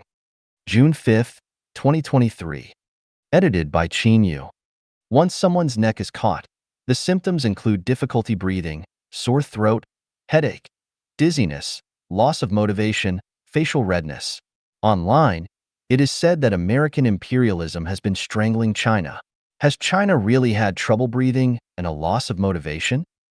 Absolutely not. China is the world's second-largest economy, known as a powerful nation, and a country that vows to take revenge no matter the distance. How can a country composed of over 1.4 billion people be strangled by a country with a population of just over 300 million? Are we pretending to be pitiful, as if someone is strangling our necks? Is China really that pitiful? It is a contemptuous and insulting statement to portray China as a helpless victim. The claim of being strangled is purely a contemptuous and derogatory view towards China and its people. The argument that the evil American imperialism is strangling China is unfounded. If our neighbor cultivates a new type of apple and neither sells it to us nor shares it with us, that is their right. Can we say that our neighbor is strangling us? If the wicked American empire produces chips but refuses to sell or share them with us, can we say they are strangling us? If such an argument were valid, may I ask if you have sold or shared your newly invented treasure with your neighbor? Imagine you have just married a beautiful and charming wife, and your honeymoon is not even over, but your neighbor demands that you sell or share your wife with them. If not, they claim that you are strangling them. Is this reasonable? If you invent a new type of solar battery, but the raw materials must be purchased from your neighbor, who refuses to sell them to you, then we can say that your neighbor is strangling you. Who is truly strangling China's neck? A significant number of talented individuals from China have joined the enemy camp. Who forced them? A substantial amount of wealth from China has flowed into the homes of the enemy. Who orchestrated this? A large number of foreign investments and foreign companies are withdrawing, while numerous domestic businesses are shutting down. Who is responsible for this? The returning to mountains for rice cultivation, an intellectually deficient and nonsensical idea that goes against basic natural laws. Who came up with it? One moment it's returning forests for farming, then it's returning farming for forests, and then it's returning forests for farming again. Who is responsible for this wasteful and inconsistent act? Instead of using limited steel for blades, we have created urban management, agricultural management, and cultural management, which consume vast amounts of resources and manpower. Instead of focusing on construction and creating wealth, efforts are being made to control people and seek wealth through fines. Who has such farsightedness? Someone has invented a new model for production and life, which brings happiness to the Chinese people, but they have been labeled an illegal organization and subjected to long-term suppression. Illegal actions of those in power are deemed legal, while the legitimate actions of ordinary people are considered illegal. The truth is silenced, while lies run rampant. Who is confusing right and wrong? You see, the ones truly strangling China's neck are not the evil American imperialism, but the Chinese people themselves. 寄予联合国 Message to the United Nations. Xiefeng. May 16th, 2023. Translated by ChatGPT. Edited by Jiejing. Dear United Nations, to speak honestly, I am a bit disappointed with you. You are already 78 years old, dedicating your whole life to promoting international security, economic development, social progress, human rights, civil liberties, political freedom, democracy, and global cooperation for peace. Especially in assisting people affected by natural and social disasters, you have made tremendous efforts and done your best. However, what is the current state of the world? Have your ideals been realized? Have your wishes been fulfilled? Russia's aggression against Ukraine has left you powerless, with nearly 100 million refugees worldwide that you cannot handle. You are unable to assist nearly 1 billion people threatened by hunger, and you are powerless in the face of escalating climate change and humanitarian crises. Where is the crux of the problem? The crux lies in the fact that you should prioritize teaching people to fish before giving them fish. However, you always focus on giving fish instead of teaching to fish. You fail to address the root causes and instead find yourself constantly fighting fires. It's like trying to eradicate flies without improving environmental hygiene. Can flies ever be completely eliminated? By always giving fish without teaching, how many fish do you have to give? Isn't it a constant struggle? How can we teach people to fish? By completely transforming the traditional modes of production and life of humanity. All the disasters and problems throughout human history stem from our modes of production and life. Unless we change the traditional modes, the conflicts, contradictions, and disasters of human existence will never end. How can we change the traditional modes of production and life? Life Genuine has already prepared both in theory and practice by proposing the model of the second home, which replaces the traditional modes of production and life. If you have countless questions and don't understand, come to me. I will provide a detailed explanation for you. 呼吁美国无条件接受非法越境者. Call for the U.S. to unconditionally accept illegal border crossers. May 14th, 2023. Xiefeng. Translated by ChatGPT. Edited by Tongxin. Hello, America. According to online news, on May 11th, the U.S. Secretary of Homeland Security announced during a White House briefing that illegal border crossers would be deported. As a common citizen, I appeal to the U.S. to unconditionally accept illegal border crossers for the following reasons. If legal entry were possible, no one would choose to cross the border illegally. Illegality is a result of being forced, not a choice made by individuals.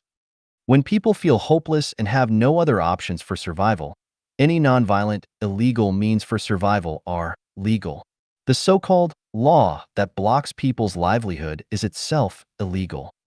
A person who travels 1,000 miles or even 10,000 miles and endures countless hardships to seek refuge in the U.S., but is refused entry and then deported as illegal, is inhumane, cruel, and unworthy of respect. With abundant resources and as the world's leading superpower, the U.S. has the capacity and ability to accept illegal border crossers. As long as they can survive in their own country, few people are willing to risk their lives and travel great distances to seek refuge in the U.S. Those who come to you have already trusted you. Do not reject those who trust you. Otherwise, any claims of democracy, freedom, human rights, and the rule of law are all false. Don't assume that all illegal immigrants are coming to reap the benefits of America's economic prosperity. If you accept them, 95% of illegal border crossers will become diligent wealth creators and steadfast defenders of the American system. The fewer people who abandon you, the more who come to you, the greater your glory. Glory is a noble symbol. The more illegal border crossers you accept, the more dignity and strength you will have. The whole world is watching you. If you deport illegal border crossers, you are extinguishing the flicker of hope in the hearts of the kind, hard-working masses of the world. You will betray the creed of "In God we trust" and lead to decline. He who wins the hearts of the people wins the world. He who loses the hearts of the people loses the world. Where the people's hearts go, there will be prosperity, civilization, strength, and eternal life. Where the people's hearts do not go, there will be poverty, ignorance, barbarism, and backwardness. May you be a land where the people's hearts go, rather than where their hearts do not.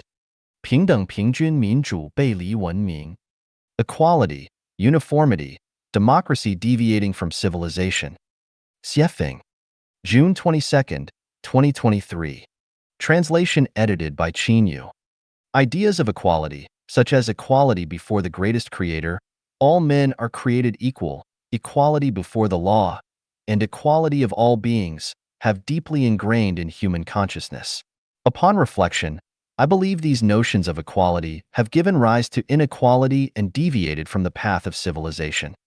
Ideas like egalitarianism, equalizing wealth, and common prosperity seem aimed at eradicating oppression and exploitation, allowing everyone equal access to resources and welfare. However, in essence, they generate greater oppression and exploitation. Democracy may seem to leverage everyone's intelligence to make decisions and address all emotions and demands.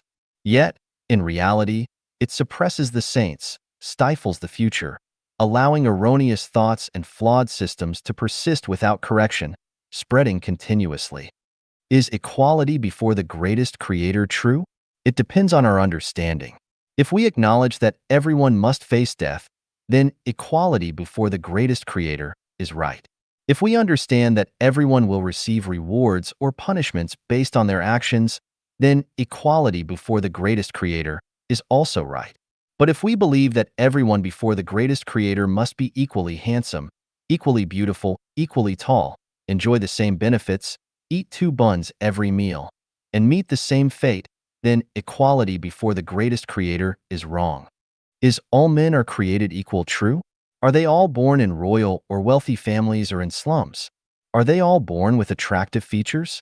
Undoubtedly, everyone is not born equal. The true meaning of all men are created equal is that no one should face discrimination or oppression due to factors like birth, wealth, or intelligence, rather than being identical in all aspects from birth. Is equality before the law true? The laws of the wolves toward sheep are definitely unequal laws. Those in power can arbitrarily label others as illegal and impose sanctions. Therefore, equality before the law is an empty phrase. Whether it's equalizing wealth, egalitarianism, or common prosperity, all entail severe exploitation and oppression. If A produces 10 watermelons and B produces 2, then dividing 6 each between A and B is a form of exploitation and oppression for A, as well as a strike against one's initiative, creativity, and enthusiasm for work. What is civilization? Civilization is about justice, not equality, uniformity, or democracy. Civilization involves ensuring that the creators of wealth can securely enjoy the fruits of their labor. Protecting homes built through one's labor from external disturbances is civilization. Safeguarding the weak from the bullying of the strong is civilization. Allowing every individual's nature to flourish without constraints is civilization. Ensuring provisions for the elderly and care for the young is civilization. It is just for someone who hasn't contributed to face starvation or death by hunger, but it is undeniably unjust for someone who consistently contributes to experience the same fate. If laborers have food, clothing, shelter, and freedom of movement, that signifies a civilized society. If laborers have no way out, it contradicts civilization. Justice treats everyone impartially, without favoring a minority or majority, those in power or the masses, the rich or the poor, the elite or those with average intelligence and abilities. Immediate punishment for wrongdoers symbolizes societal civilization. A delayed punishment for wrongdoers, by 2 or 3 years, indicates that the entire society has not yet embraced the path of civilization and remains in a state of barbarism. My viewpoint is that the pursuit of equality, uniformity, and democracy will not lead humanity into a civilized society. Only by pursuing justice can humanity enter a civilized society. 雪峰大魔头又要妖言惑众了. Xiefeng, the great demon king, is spreading deceitful words again.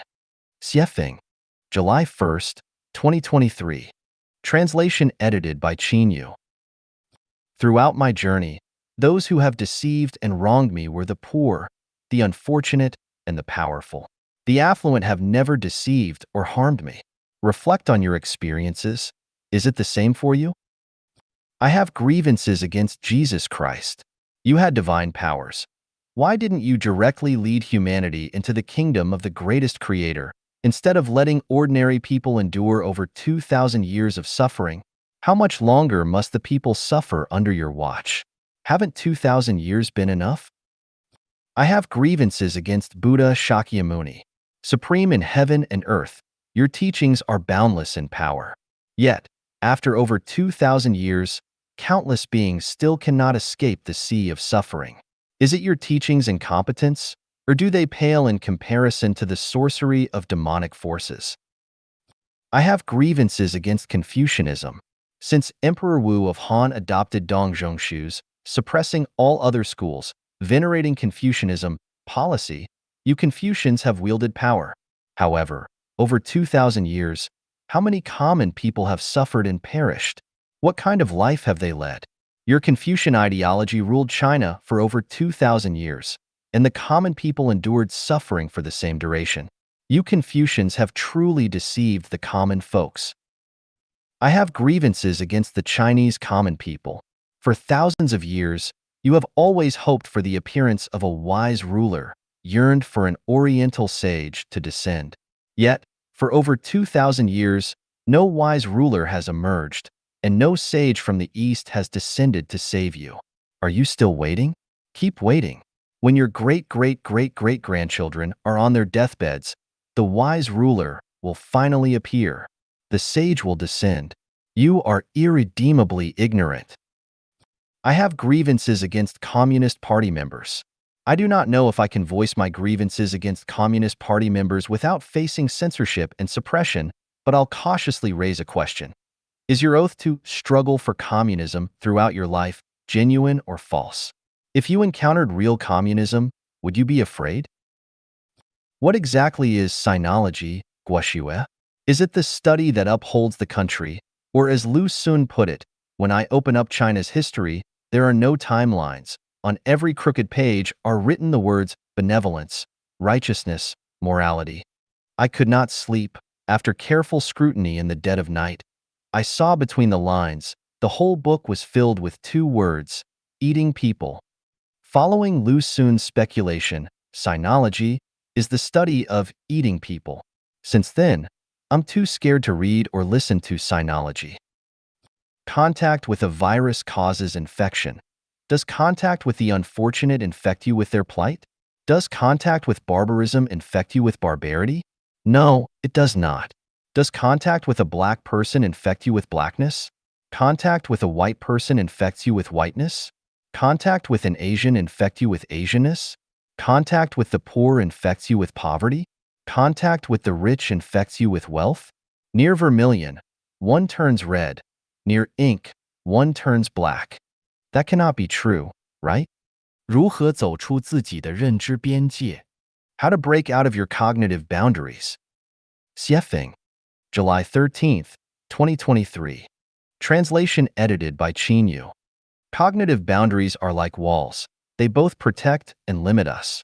If life is comfortable and easy, do not venture beyond your cognitive boundaries. Living within your own walls until old age can also be considered a decent life. But if you feel miserable, stifled, or oppressed within your walls, it's time to knock them down and step outside. Stepping beyond these walls, i.e., your cognitive boundaries, starts with admitting when you're wrong. If you always believe you're right, you'll never break free from those walls. The sufferings in this world are mostly created by those who think they're right. Those who endure suffering and hardship usually believe they are right. So, when you think you're right, you're already wrong. You've created cognitive boundaries, built walls, and constructed your own prison. For instance, for thousands of years, the Chinese people have anticipated the appearance of a wise ruler to save them. They now anticipate the arrival of an Eastern sage.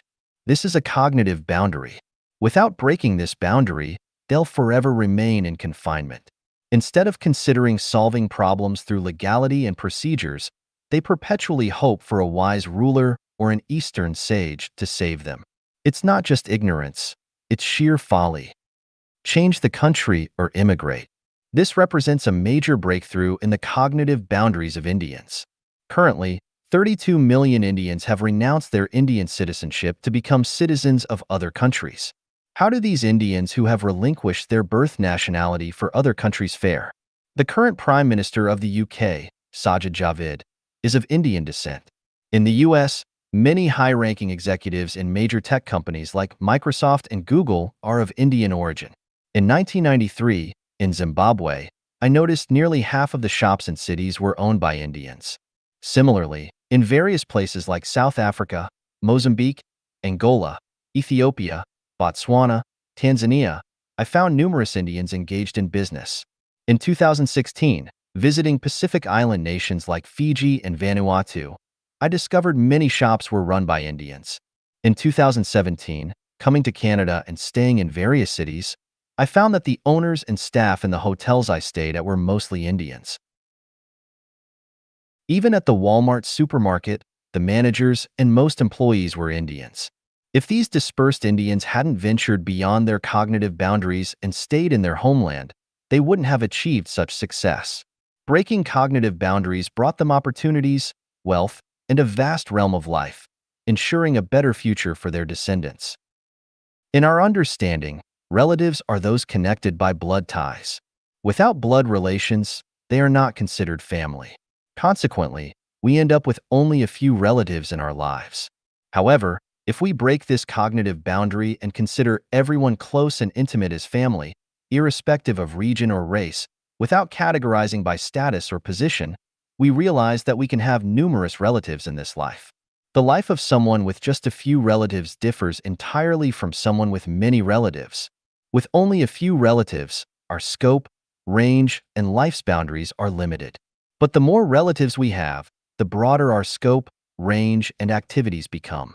I have several strangers around me whom I treat as family, and as a result, I receive care and assistance from them, akin to family, even more effective than my own biological children. Graduate from school and find a job versus graduate from school and start a business represents two entirely different cognitive perspectives. If parents only intend for their children to graduate and secure a good job, then during technical school, college, or university, the focus will revolve around finding employment. But if parents intend for their children to start a business after graduation, their educational focus will entirely revolve around entrepreneurship. Entrepreneurs tend to value practicality, while job seekers focus more on formalities. This difference, over time, results in a significant disparity in life experiences and perceptions, leading to different tastes in life. Without money, you cannot get things done is a cognitive boundary for some. With this belief, Their entire life revolves around money, and over time, their thoughts and actions carry a sense of vulgarity, giving off a sense of superficiality, and they tend to ignore, even contempt the blessings like love, sexuality, morality, justice, the Tao, and spirituality. In fact, everyone lives within their own cognitive boundaries. For example, believing that death is the end of life. If someone holds this belief, they'll never find the door to heaven. It's hard for us to comprehend why some people choose to commit suicide. However, suicide occurs because within their cognitive boundaries, they cannot find reasons or opportunities to continue living. At this critical moment, if they could break free from these cognitive boundaries, they would realize, wow, life's path is so vast. Stepping beyond cognitive boundaries opens up a vast world. 创造和维护一片绿荫。Creating and maintaining a green oasis. Xiefeng, July 28, 2023. Translation edited by Yu. The 2023 Canadian wildfires are widely known, sparked by drought. If rain nurtured every place constantly, wildfires would cease to exist. This year, even at the headquarters of the Life-Echanuan in Canada, the situation was no different. Drought had turned the 50-acre lawn from green to a dusty yellow, devoid of vitality. However, within 10 meters around the residential and guest buildings, there's a lush green area with blooming flowers, brimming with life. Why? There's no secret. It's just watering the lawn, using sprinklers to moisten it as rain would. Amidst drought and water shortages, the government restricts water usage. At our place, watering the lawn is permitted only between 5 a.m. to 11 a.m. and 5 p.m. to 11 p.m. Watering the lawn is prohibited between 11 a.m. to 5 p.m. and 11 p.m. to 5 a.m. So, it's impossible to water the entire 50-acre lawn, only maintaining the greenery around the residential and guest buildings. Watering can create and maintain a green oasis during drought. Likewise, using spirituality can create an idyllic haven amidst restless and despairing hearts. To create a green oasis, plants need water. To maintain it, timely watering is crucial. Every day, in the morning and evening, I timely water the plants, maintaining the greenery. To create an idyllic haven, a spiritual paradise, injecting spirituality and nourishment into people's hearts is essential. To maintain this spiritual paradise, timely spiritual nourishment is imperative. Every day, every month, every year, I timely nurture the spiritual heart of Chanyuan Celestials, maintaining a green oasis, the second home on earth. Without water, lawns will lose vitality during drought, becoming lifeless. Without spiritual nourishment, homes will crumble amidst the chaos and fall into silence. 看看自己有多幸福。 Take a look at how fortunate you are. Xiefeng, August 6, 2023. Translation edited by Yu. If every day you can bask in the radiant sunlight, feeling its warmth upon your skin, that's tremendous wealth, indeed, happiness. If every day you breathe in fresh air, surrounded by boundless clear skies and beautiful landscapes, congratulations, you're among the wealthiest in the world. Oh, what happiness! If your abode is graced by a clear river or a babbling brook, or if you have a serene lake to admire nearby, your days are enviable, such happiness. If each day you have enough food to satisfy hunger and a sheltered refuge for peaceful sleep, allowing for dreams without insomnia, you are among those blessed by the heavens.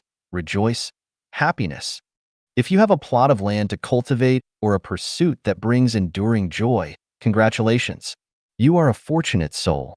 If you have well-proportioned facial features, strong and agile limbs, healthy functioning internal organs, and a disease-free body, take pride. You are surely heaven's darling, among the luckiest in the world. If each day someone accompanies you for conversation, shares meals and work, you are blessed. If there are playful arguments, laughter, and jovial banter, my goodness, you must have had good karma in your past life. Your life is so fortunate. If you have a few opposite-sex confidants throughout your life who can share intimate moments with you, oh my, you are so fortunate. Your life is enviable, stirring envy and jealousy in others. If you possess all of the aforementioned conditions, then you are truly blessed with an abundant destiny. You must be a favored child of the greatest creator. Do not seek happiness elsewhere.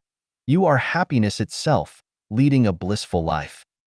But if possessing all this leaves you dissatisfied, if you envy others or aspire to be a success, wanting fame and fortune, that's greed. It's being born amidst fortune, yet failing to recognize it, seeking trouble. Simply put, it's an ignorance of life, and you're a fool, an idiot, a blockhead. 人生24项财富你拥有几项? Life's 24 treasures. How many do you possess? Xiefeng. August 6th, 2023. Translation edited by Yu. In life, there are 24 treasures. If you possess them all, you are the most affluent person in the world. Even if you have half, 12 of them, you are not. Take a look at how many you possess. Sunlight, 2. Blue skies, 3. Drinking water, 4. Clean air, 5. Land to cultivate, 6. The ability to hear rooster crowing and birds singing, 7. Salt, 8. Something to do every day, 9. Clothes to wear, 10. Shelter to live in, 11. Food to fill your stomach, 12. Someone cares, loves, helps, and remembers you, 13. One or two intimate friends, 14. Someone you care, love, and remember deeply, 15. Enjoying watermelon and peaches in summer, 16. Access to a phone and books, 17.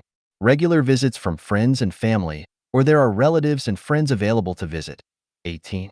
A healthy body, 19. No debts or owing money to others, 20. Faith and ideals, 21. Life has objectives, and there's a direction to life, 22. A heart willing to serve others, 23. Cheerful, optimistic, romantic emotions and sentiments, 24. Having plentiful sexual partners. If you possess these 24 treasures, you're a magnate in this world. Henceforth, do not envy emperors, wealthy individuals, or government officials because you are the most blessed person in the world. 回不去的故乡. Unreturnable hometown. Xiefeng. August 9th, 2023. Translation edited by Yu. Life's vicissitudes. Many places we long to visit can never be revisited. Many people we long to see can never be seen again. When we departed initially, if we knew that parting meant an impossible return or reunion, we would have taken another look, stored more memories of our hometown in the warehouse of our minds. Those easy goodbyes, back then, were never thought to be the final wave to those we yearned to meet. Each parting became a permanent farewell. Parting is easy, reuniting difficult. Life is long, but time and tide wait for no man. How priceless is this affection, yet what can be done about it? The wind and the moon mock me for being naive for every passing year. In the journey of life, things that once seemed ordinary, mundane, and commonplace were not cherished at that time, nor considered precious. However, upon realizing the inability to revisit or re-experience them, those experiences became incredibly invaluable. Year after year, day after day, moment after moment, we've always been amidst precious experiences. Yet, due to their apparent ordinariness, we neglected their value and significance. However, when the realization dawns that those experiences cannot be replicated, we discover the heavens and earth may last long, but sometimes emotions come to an end, yet this regret remains ceaseless. How much resentment in the west wind, unable to blow away the frown. Mutual hatred lacks trust. Mutual understanding reveals shallow seas. In the vast expanse of life's path, along with every acquaintance, there is a continual journey of fondness and regret. Once we recognize someone, before long, it turns into yearning, then resentment. How many deep affections and friendships have been severed across distant lands, yearning for reunions amidst landscapes of formidable mountains and flowing rivers, yet finding no way to come together again. Thus, we walk this road, leaving pieces of ourselves, journeying amidst longing, yearning to speak but remaining silent, truest when love cuts to the bone. Let's cherish moments by smiling when scolded by parents, for such chances are rare. Cherish those times when siblings tease, as sibling affection is deep as the sea. Once severed, the cost of regret is high. Cherish the moment when you meet someone, even if they complain. For someone you've been intimate with is life's blessing, the most worthwhile chapter of life, worth cherishing, worth growing old together with, sharing life's stories with. Cherish the friendships with neighbors, friends, and relatives. Endure when disagreements arise, for these moments constitute the landscape of our life's journey. What seemed insignificant in youth becomes the invaluable treasures of life when old age and sunset arrive. Life is sorrowful, the hometown we cannot return to, the people we cannot see anymore. Life is joyful, the countless amorous feelings and inexhaustible scenery along the way. Though the mountains are high and the waters vast, full of doubt for the road ahead, I have a way to avoid sorrow and embrace joy. If you wish to reunite with loved ones year after year and share endless moments of bliss on the journey of life, then embark on the journey of immortality together, leaving behind the bone-deep yearning. The path of immortality and celestial love is layered and vast, rivers merging with rivers, peaks connecting with peaks. Flowers bloom on the hills, fragrance fills the path. Phoenixes echo in the valleys, forest murmurs. Small bridges overflowing waters, ancient pavilions on long roads, heartfelt conversations, hand in hand toward the horizon, extraordinary scenery awaits. 了解自然之力，借助自然之力。Understanding the force of nature, employing its power. Xiefeng, August 11th, 2023. Translation edited by Qinyu. The most sensitive, unimaginable, miraculous, potent, intimidating, and unchallengeable force in the universe is the power of nature. It permeates the operation of the cosmos and all human activities, both shaping and influencing the success, failure, destiny, and prospects of everyone. Nature's power comprises both visible and invisible elements. The visible includes phenomena like typhoons, hurricanes, earthquakes, torrential rain, among others. The invisible encompasses the seemingly commonplace forces that make seeds germinate and grow, keep the celestial bodies moving, sustain the cycles of the seasons, and even cause disasters in an instant. A person of integrity, though not actively seeking fortune, the heavens guide them unexpectedly to achieve their heartfelt aspirations. A devious individual, despite craftily avoiding misfortune, the heavens intervene at their cunning moments to seize their soul. The force behind guiding unexpectedly and seizing their soul is the unseen power of nature. A tiny seed can grow into a towering tree. A small fertilized egg can develop into an incredibly complex life. An ordinary person can become a world-shaking leader. A powerful empire can crumble. A prominent figure can be imprisoned or even executed. Behind all these occurrences lies the true power of nature. As one grows older, reminiscing about life, many pivotal moments are realized as beyond personal control, seemingly prearranged. No one wishes to face hardships and setbacks, yet they arrive unexpectedly. Some people suddenly rise to prominence only to fall abruptly, a sequence beyond their control, unexpected and unforeseen. Life seems to be governed by an elusive force that makes one sigh. The mysteries of heaven are divine. Human cleverness is of little use. The power of nature is enigmatic and unpredictable, but is there a pattern to follow? The Book of the Supreme Way's responsiveness teaches us, speak, see, and act in goodness. If 3 good deeds are performed in a day, blessings will come within 3 years. Speak, see, and act in evil. If 3 evil deeds are done in a day, calamities will come within 3 years. It truly reflects that misfortune and fortune are self-induced. This is the most straightforward and easily comprehensible rule of nature's power. Myriad complex phenomena teach us one principle. If you desire a fortunate, healthy, and happy life, do not invest in manipulation and adaptability, do not exert efforts in amassing wealth or networking. Instead, focus on nurturing your soul garden. Avoiding wrongdoing is the safest path to preventing stumbles in life.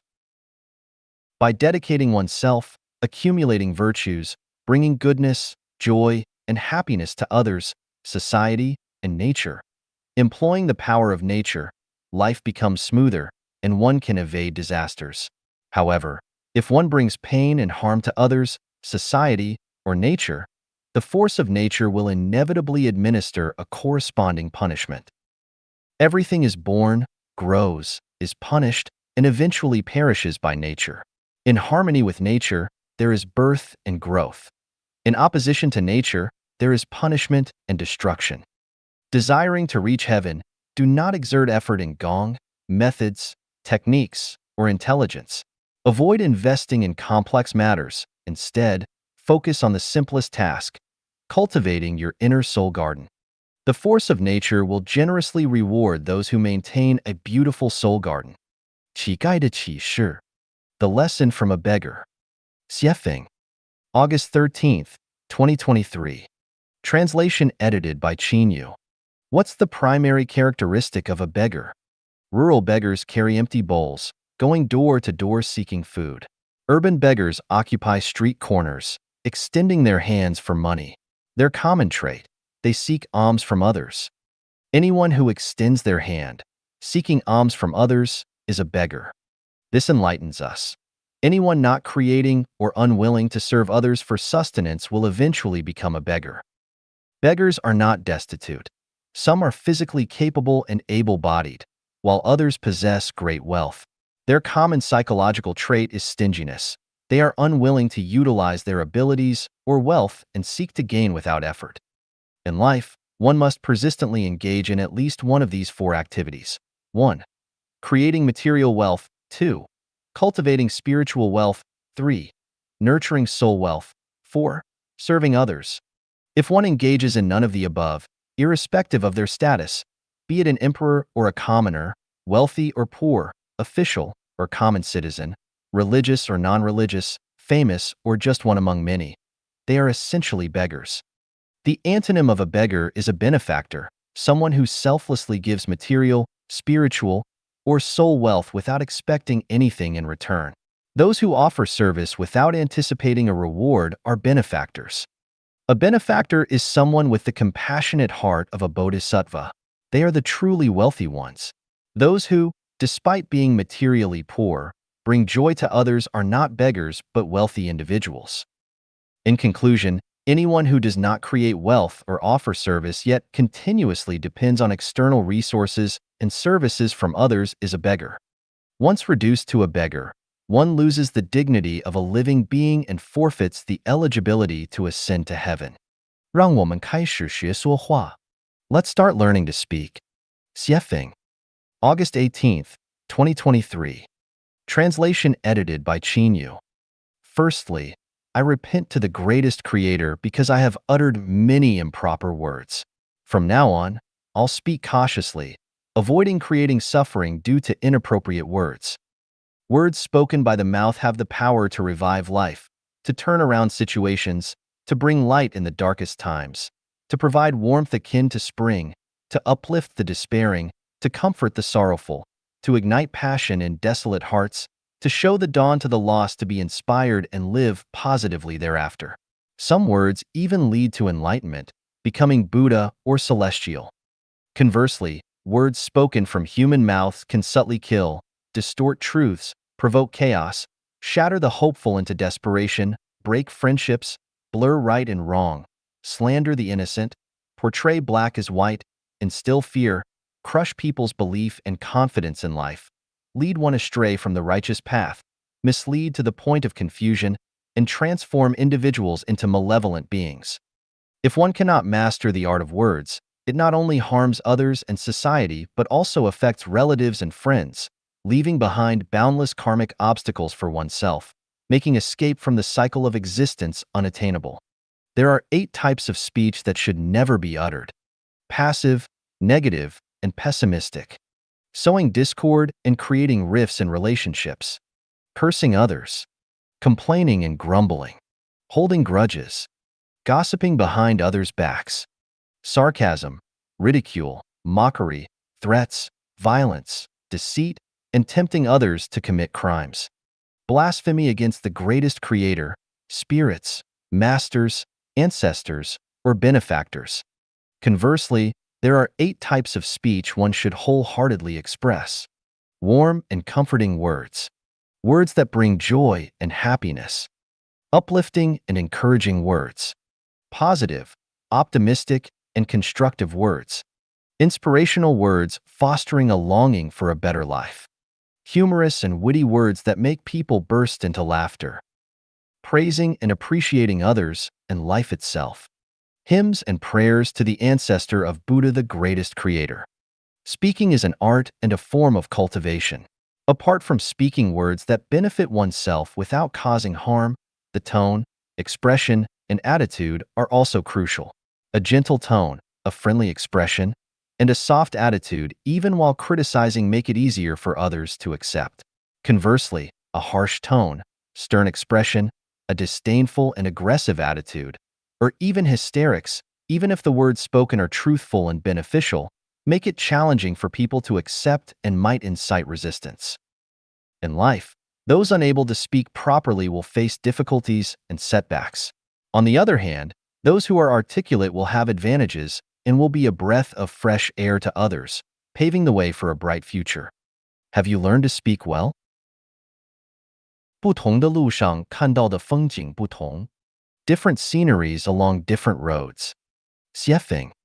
September 21st, 2023. Translation edited by Yu.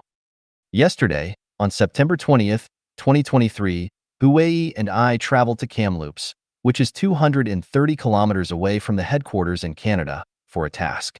Having been there a few times before, I chose the familiar route that passed through 100 Mile House, Clinton, and Cache Creek. From Cache Creek to Kamloops, the landscape was characterized by desolate mountains and sparse human activity in the valleys. Occasionally, a few farms could be seen, mainly relying on sprinkler irrigation for grass cultivation. Along the way, there was a sense of desolation, only offset by the vitality sensed near the Kamloops Lake. Once, standing atop a hill in Kamloops, overlooking the city, I felt their predecessors had been somewhat short-sighted to establish a city in such desolate terrain. However, it wasn't until I traveled on Highway 5 that I realized my ignorance and limited perspective. The return journey was guided by navigation, initially following Highway 5, almost parallel to the Thompson River. The scenery along the riverbanks was picturesque, with dense population and diverse landscapes. The hills were lush with winding trees, while the Thompson River flowed clear and serene. Beautiful pastoral views with herds of cattle and horses and houses nestled amidst greenery embellished the riverbanks, almost resembling beaches made of fine sand. This wasn't just typical northern scenery, but a replica of New Zealand. I felt as if I had stepped into a utopian world like that of Tao Yuanming, exclaiming, "Canada is truly beautiful." Taking a left turn towards Highway 24 from Little Fort, we entered vast forests. With excellent road conditions and the mid-autumn season, the sky was high and clear, the air fresh. Bushes and poplar trees lined both sides of the road, their leaves turning golden. For nearly 70 to 80 kilometers, it felt like driving on a golden avenue, an awe-inspiring autumn landscape beyond words. From Highway 97 to Highway 1 to Kamloops, then from Kamloops onto Highway 5, and eventually onto Highway 24, the landscape seen on different roads were significantly different. This presents us with the following insight. If we always live in the same place, we may believe that this world is an exact reflection of our lives. Our understanding becomes fixed, our thinking becomes rigid, and our cognition shapes everything in the world based on our fixed perspectives. This can lead to inflexible thinking, a lack of adaptability, which causes conflicts and contradictions, leading to chaos, even wars, ignorance, and backwardness. Similarly, if we always travel on Highway 97 or 1, but never on Highway 5 or 24, we'll never know the scenery along these roads. If we immerse ourselves solely in a certain religion, political system, or cultural ethnicity, we'll never understand the essence of other religions, the merits and demerits of different systems, or the characteristics of other cultural ethnicities. In such circumstances, any conclusions we draw will surely not align with universal values. The more we insist we are right, the worse our future becomes. Likewise, if our consciousness dwells solely in the material world, our understanding and thinking will be confined to materialistic thoughts and commercial patterns. Consequently, we will never understand the mindset and realms of people living in the spiritual and soul worlds. We might think those living in the spiritual world, especially the soul world, are incredibly foolish or even mad. Conversely, those dwelling in the spiritual and soul worlds may perceive those living in the material world as no different from insects or animals. These are cognitive biases caused by not having traveled on highways 5 and 24. 人类生存的结构会导致人类灭亡。The structure of human existence will lead to human extinction. Xiefeng. October 22nd, 2023. Translation edited by Qin Yu. What will eventually happen when a train hurtles forward without brakes? Earth's rotational speed is 30 kilometers per second. Now imagine it accelerating to 100, 1,000, or even 10,000 kilometers per second. What will eventually happen? Any object's speed has a limit. Once surpassed, it disintegrates. Similarly, when the Earth or a train exceeds its speed limit, it'll either break down structurally or burn out. Now, let's examine if human society's survival structure resembles that accelerating train without brakes. Firstly, consider human desires. Though religion and natural disasters act as braking mechanisms, human desires themselves have no limits. The fisherman and the goldfish story vividly illustrates the unending nature of human desires. It's inherent in human nature. Human society consists of individuals, and their unending desires prove that the current structure of this society, composed of people, lacks a braking system.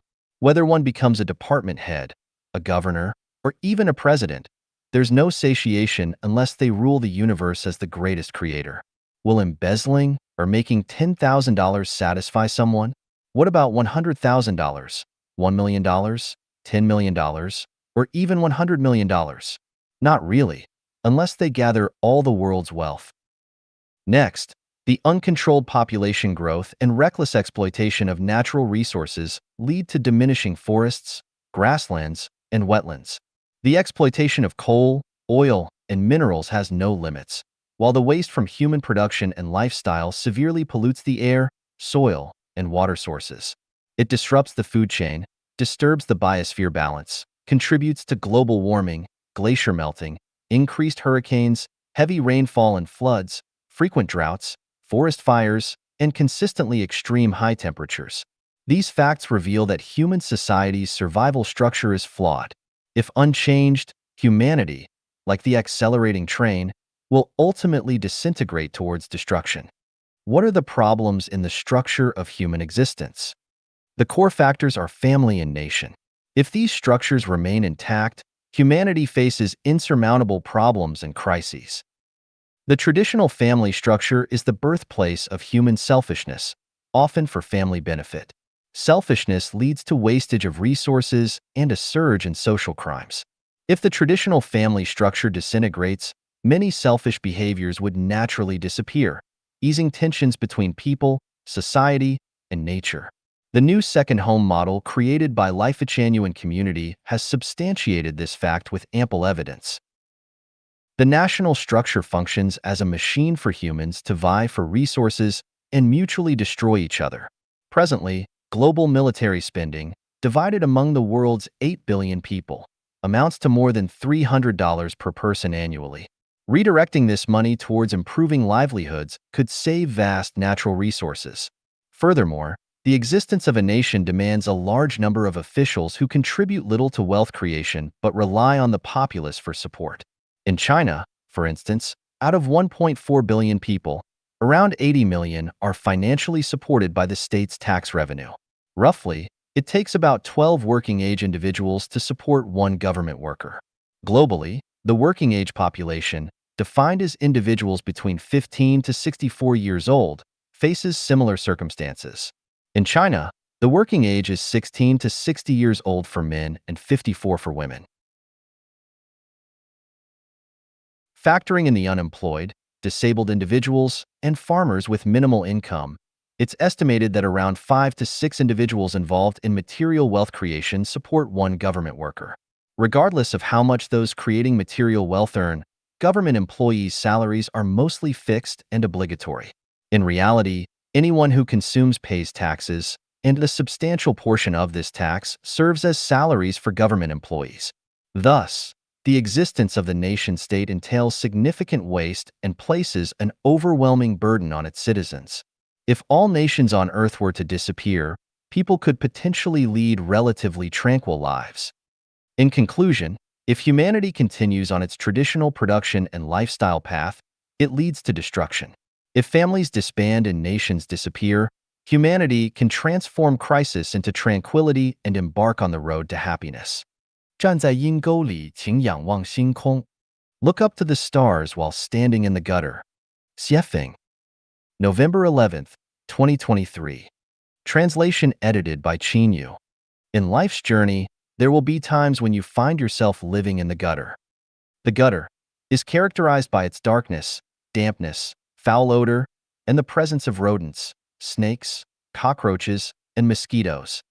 Living in the gutter feels like being neither alive nor dead, unable to live well yet unable to die, trapped and unable to escape, enduring the torment of both physical and mental suffering.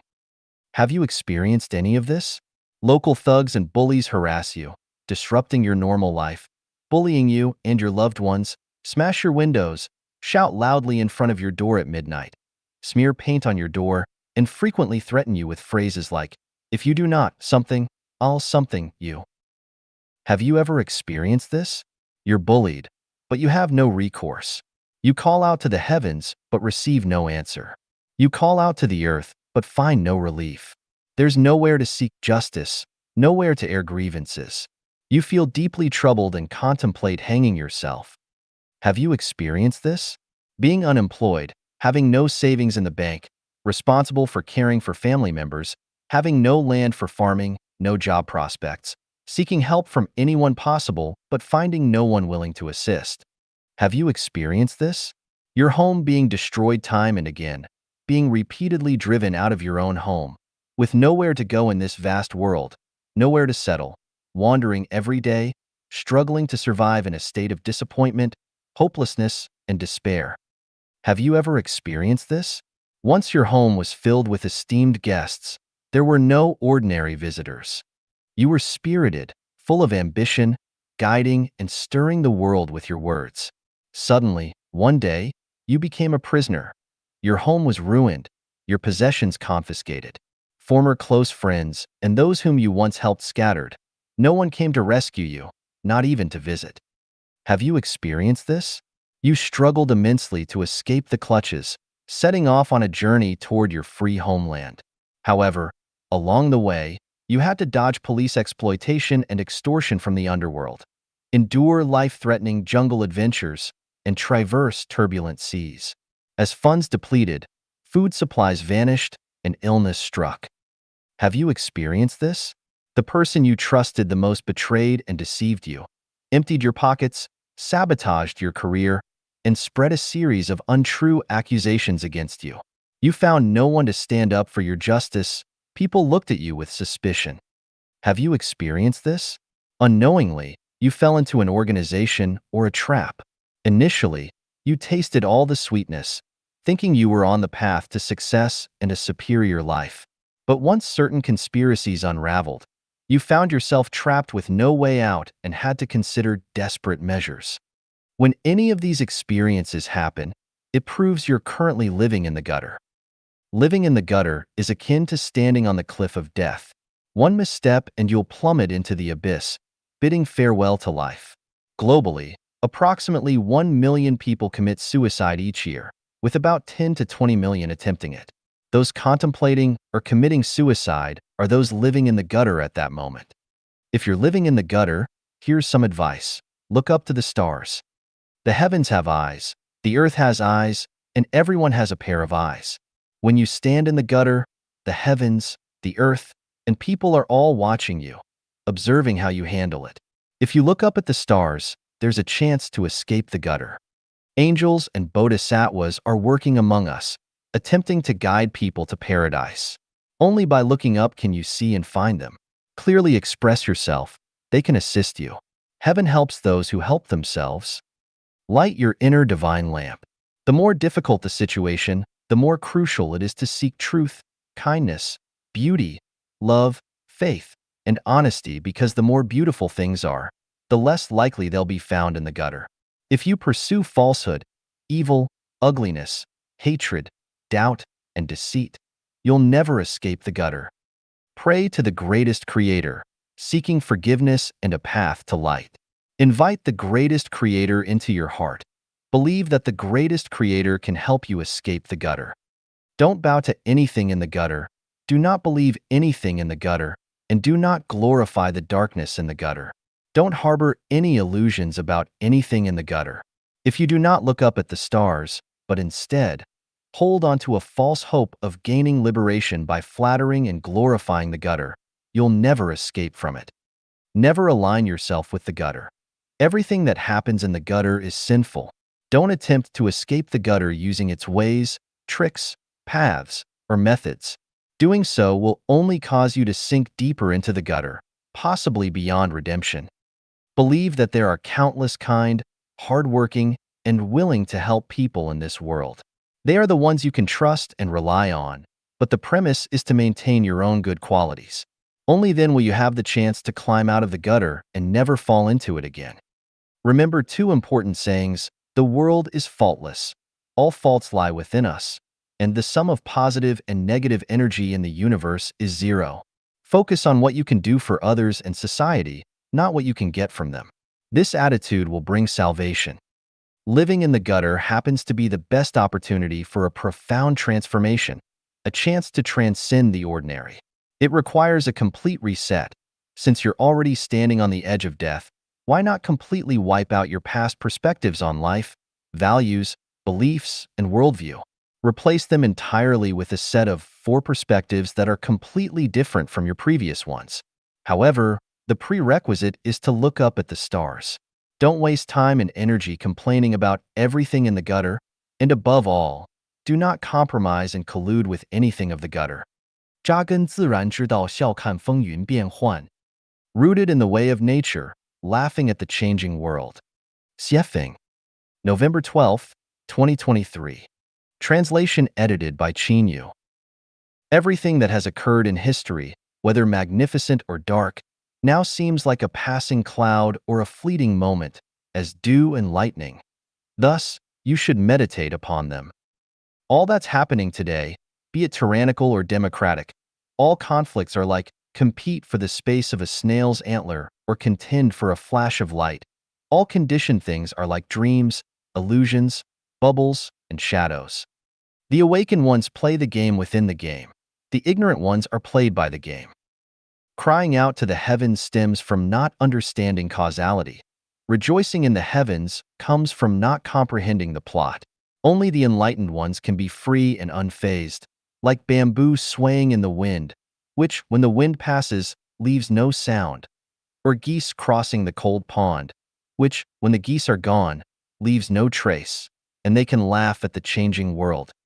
Ensnared in the plot, deluded by illusions, hence anxious for wealth, distressed by poverty, like ants on a hot pan, restless and anxious. Stepping out of the storyline to observe the world's vicissitudes is simply witnessing the ebb and flow, the blossoming and withering of seasons. Quietly observing the turbulent world, the changing climate, scrutinizing discussions on social media and various information platforms where mixed truths and falsehoods clash, is like watching the rise and fall of waves, the struggle between black and white. From presidents to commoners, generals to soldiers, experts to armchair critics, from masters to servants, everyone is deeply engaged in the play, mistaking vinegar for ink and writing a lifetime of sourness. How much effort is worth spending on the fleeting moments of life? Is it worth fighting for every inch of the vast world we inhabit? The full moon and waning moon ultimately reduce us to a handful of yellow earth. The rising and setting sun swiftly turns the landscape into desolate plains. Broken walls where foxes sleep, deserted platforms where rabbits walk, all were places of singing and dancing in those days. Yellow flowers covered with cold dew, withering grasses looming in mist, all belong to the battlefields of the old times. Where is the constancy in rise and fall? Where does strength or weakness lie? Amidst change, there's consistency, and within chaos, there's order. We can perceive the constancy and order in the cosmic life drama through the three verses of Shinshio, Huineng, and Deiform Buddha. Shinshio. The body is a Bodhi tree, the mind a clear mirror standing. At all times diligently wipe it clean and let no dust alight. Huineng. Bodhi is not a tree, and the clear mirror is nowhere to stand. Fundamentally, there is not a single thing. Where could dust arise? Deiform Buddha. Our heart, mind, can perceive the material world, Bodhi tree, and our soul, consciousness, is like a bright mirror which can observe how the heart responds to all kinds of phenomena. When reaching a state of enlightening and perceiving the intrinsic nature of life, consciousness can create millions of things and phenomena by itself. Thus it transcends all dust on the mirror and reaches the other shore of true freedom. The Bodhi tree and the mirror stand represent constancy and order, while dust represents change and chaos. Shinshio warns against attracting dust. Huineng suggests that neither constancy nor order exists, nor does change or chaos, while Deiform Buddha says that by rooting consciousness in constancy and order, one can transcend change and chaos. What is constancy and order? The way of the greatest creator is both constancy and order. It is eternal, unchanging laws and principles. Adhering to constancy and order, one can transcend dust, no longer perplexed by the vicissitudes of society and nature. The way of the greatest creator is the way of nature. Only by rooting oneself in the way of nature can one laugh at the changing world, unobstructed by illusions. Hence, one can navigate gracefully through the vast transformations of chaos, freely, without being swayed by appearances, continually ascending toward the eternal realm of immortality. 大事由天，小事由人. Great matters are decided by fate. Small matters are decided by people. Xiefeng. November 13th, 2023. Translation edited by Qin. The folk saying goes, at 3, you can predict how they'll be in old age. At 7, character is set for life. Despite the importance of upbringing and education, a person's future is fundamentally shaped at birth. While efforts post-birth are crucial, a duckling can never transform into a swan no matter how hard it tries, just as a cabbage can never become a peony no matter the effort. During my time as a high school class teacher, I observed a phenomenon. After a semester of observing nearly 60 students, I had a basic understanding of each student's future, those who might attend college, those who might join technical schools, those who might only graduate from high school and engage in manual labor, and even those who might take to criminal activities. Though I didn't conduct follow-ups, I knew that the probabilities of development rarely deviated from my assessments. Great matters are decided by fate, small matters are decided by people, and a person's life is mostly predetermined from birth. Those familiar with fortune-telling through birth dates know that a person's fortune, happiness, longevity, and misfortune are determined at birth. Changing or altering them is nearly impossible. While Liao Fan's 4 Lessons tells us that people can alter their predetermined fate through certain means, such occurrences are rare, and for most, fate remains unchangeable. Understanding this truth holds several uses for us. If you encounter misfortune, do not regret or resent it, for it was bound to happen, just like death is inevitable. Dwelling on it is unnecessary.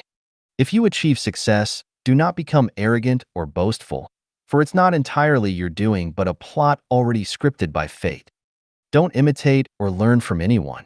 No matter how hard a crow tries to imitate a parrot, it cannot replicate the parrot's grace and voice. Be yourself. Don't harbor wild ambitions. The traits of great deceit or great compassion are inherent in one's genes. If born as a fierce tiger, it will surely become the king of the mountains. If born as a lamb, it will never turn into a wolf. Life's journey seldom has a smooth path throughout. It's bound to encounter setbacks, lessons, and even Waterloos.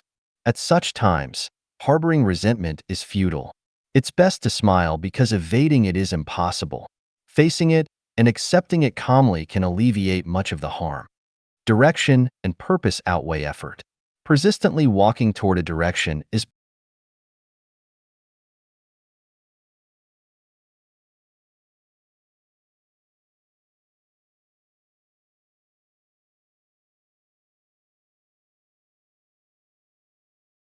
When the greatest creator sneezes, the entire world benefits.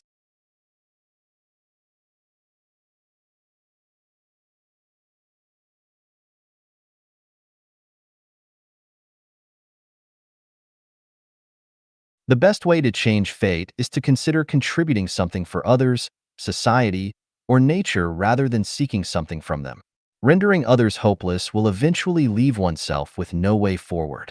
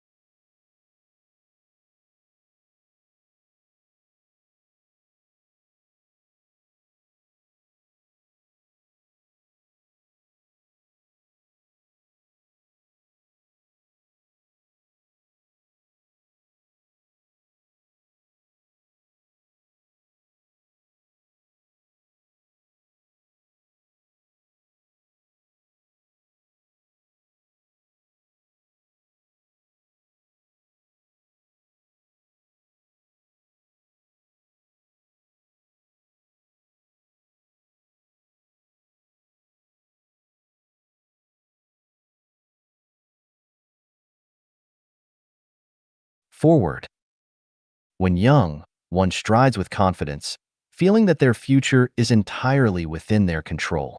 It's only when they reach 60 or beyond that they realize in the world, one's destiny is not entirely one's own. The things they want to do become impossible, and the things they do not want to do must be done every day. Often, it's not that one desires to fall into decadence or idleness, but rather the surroundings and people force them into such a situation. Eventually, they understand that great matters are decided by fate, not by individuals. Small matters are under our control. Whether to utter a cold remark, what to have for lunch, rice or steamed buns, decides on our own, although sometimes it feels like we cannot decide. Choosing the information to explore on WeChat or YouTube, deciding whether to shower in the morning or at night. All these minor decisions are in our hands. We must take charge of and decide on all these little things ourselves, without passing the responsibility to fate. Never underestimate the significance of small matters. Sometimes, even a single spoken sentence can alter the trajectory of destiny. A careless remark may lead to a downfall, while a well-chosen one can brighten the darkest moments. 到底做自己对还是放弃做自己对？ Should one adhere to being oneself or give up being oneself? Xiefeng, November 15th, 2023. Translation edited by Yu. On March 24th, 2021, I wrote an article titled, "Giving Up Being Oneself is the Superior Way of Cultivation," explicitly stating to give up being oneself. On November 13th, 2023, I wrote another article titled, "Great Matters Are Decided by Fate. Small Matters Are Decided by People," clearly stating to just be yourself. So, should one be oneself or give up being oneself? Which viewpoint is correct? First, let's examine whether the viewpoint of being oneself is correct. My logical reasoning is, each species can only be itself because it cannot transcend its own kind. For instance, a crow wanting to become a parrot, a sheep wanting to become a wolf, or a fly wanting to become a bee. All these desires are unattainable. No matter how hard they try, wanting to become another species is impossible. Therefore, just be oneself. Even within the same species, such as ants or bees, the ant queen and the bee queen are predetermined. Ordinary ants or bees aspiring to be queens, despite their learning and efforts, is also impossible. So, one can only be oneself. Similarly, among humans, some are naturally gifted while others are not. Some have melodious voices while others do not. Some are born into privilege while others struggle from birth. Some are handsome, and some have a more modest appearance. Each person is unique. No matter how hard one tries to imitate others, they cannot become someone else. Similarly, in business, doing the same thing in the same era can result in profits for some and losses for others. Learning and effort are crucial, but one should never plagiarize or imitate others. This viewpoint, is it wrong? Now, let's examine whether the viewpoint of giving up being oneself is incorrect. I directly brought over the main content from "Giving Up Being Oneself is the Superior Way of Cultivation" for everyone to contemplate. Christ Jesus taught us, "If any want to become my followers, let them deny themselves and take up their cross and follow me.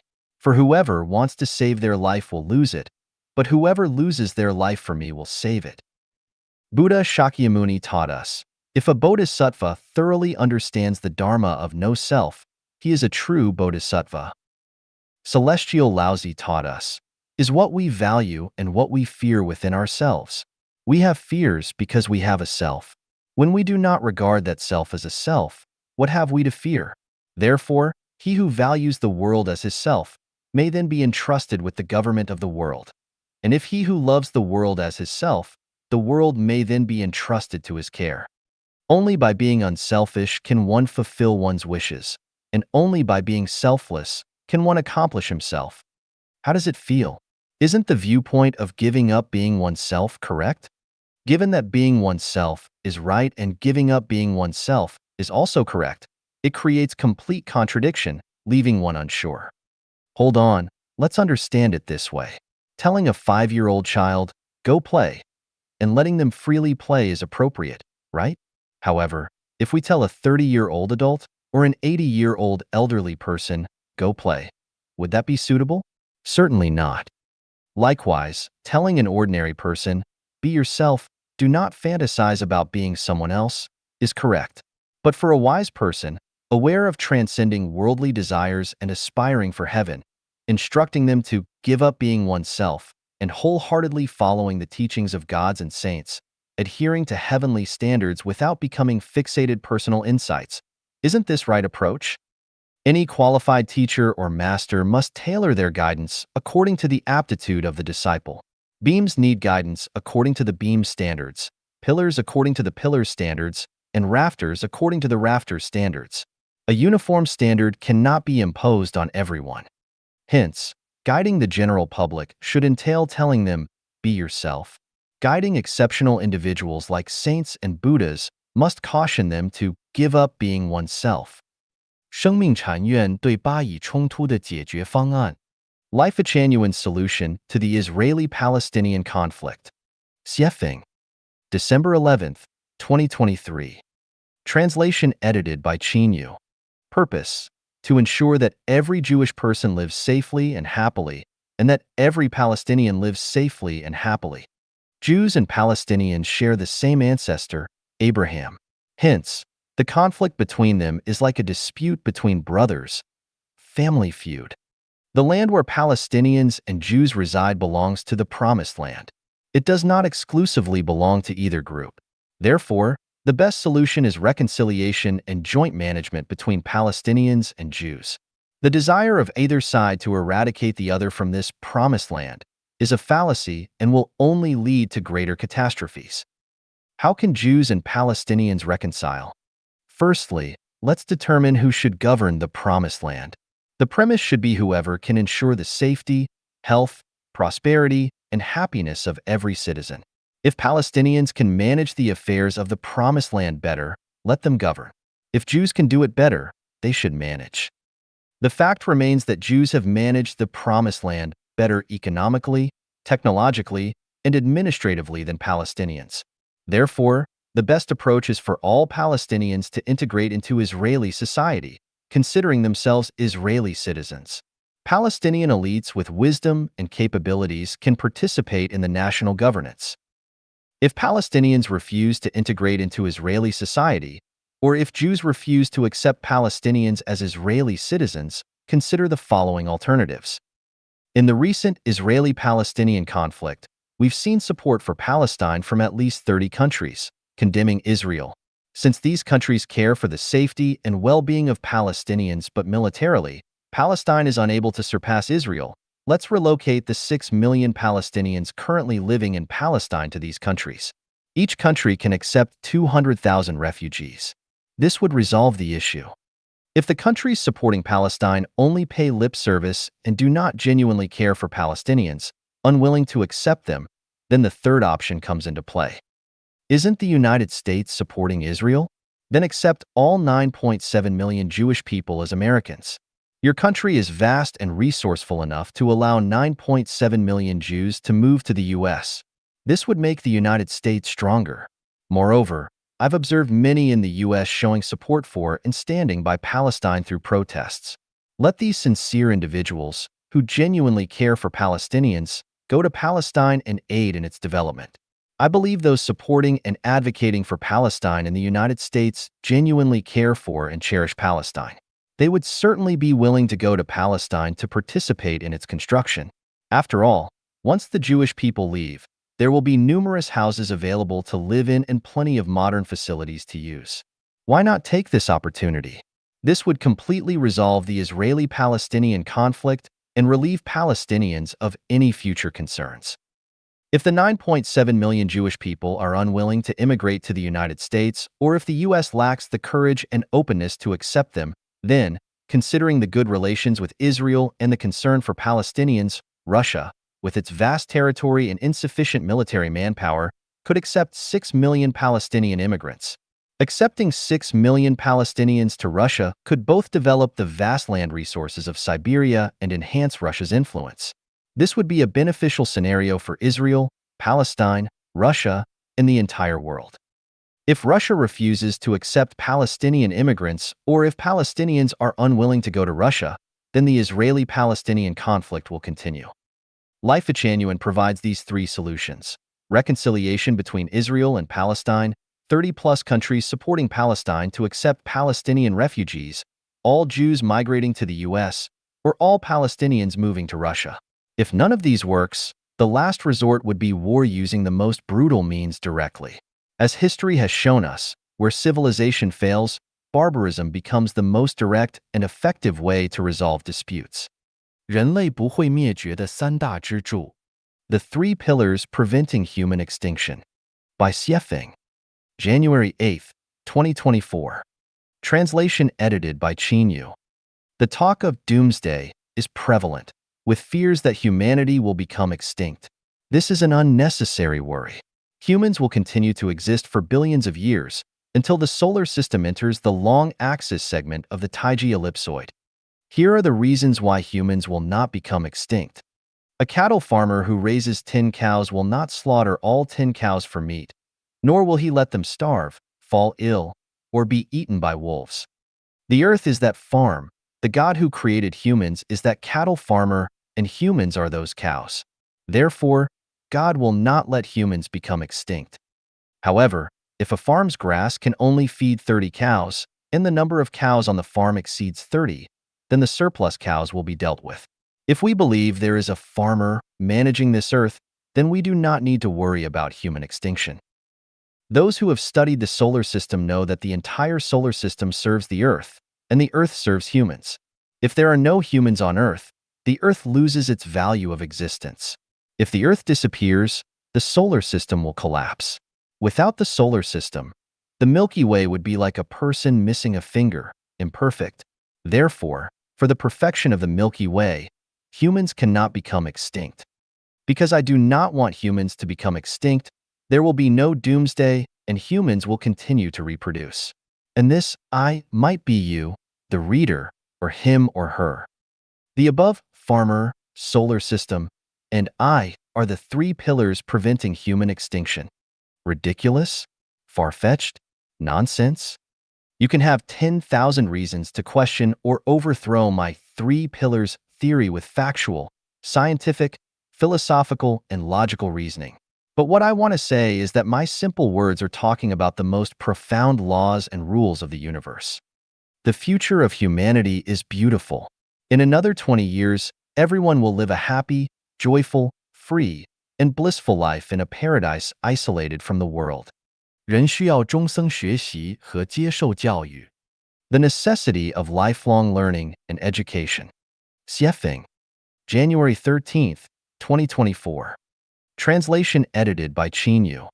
Do people need to continue learning and receiving education when they reach the age of 80? The answer is affirmative. Because the journey of life is still long. At 80 years old, one is still just a child. Because learning and receiving education are the primary factors leading to maturity and a better future. Once one stops learning and receiving education, the trajectory of one's life becomes fixed, and one's troubles, pains, and resentments will continue.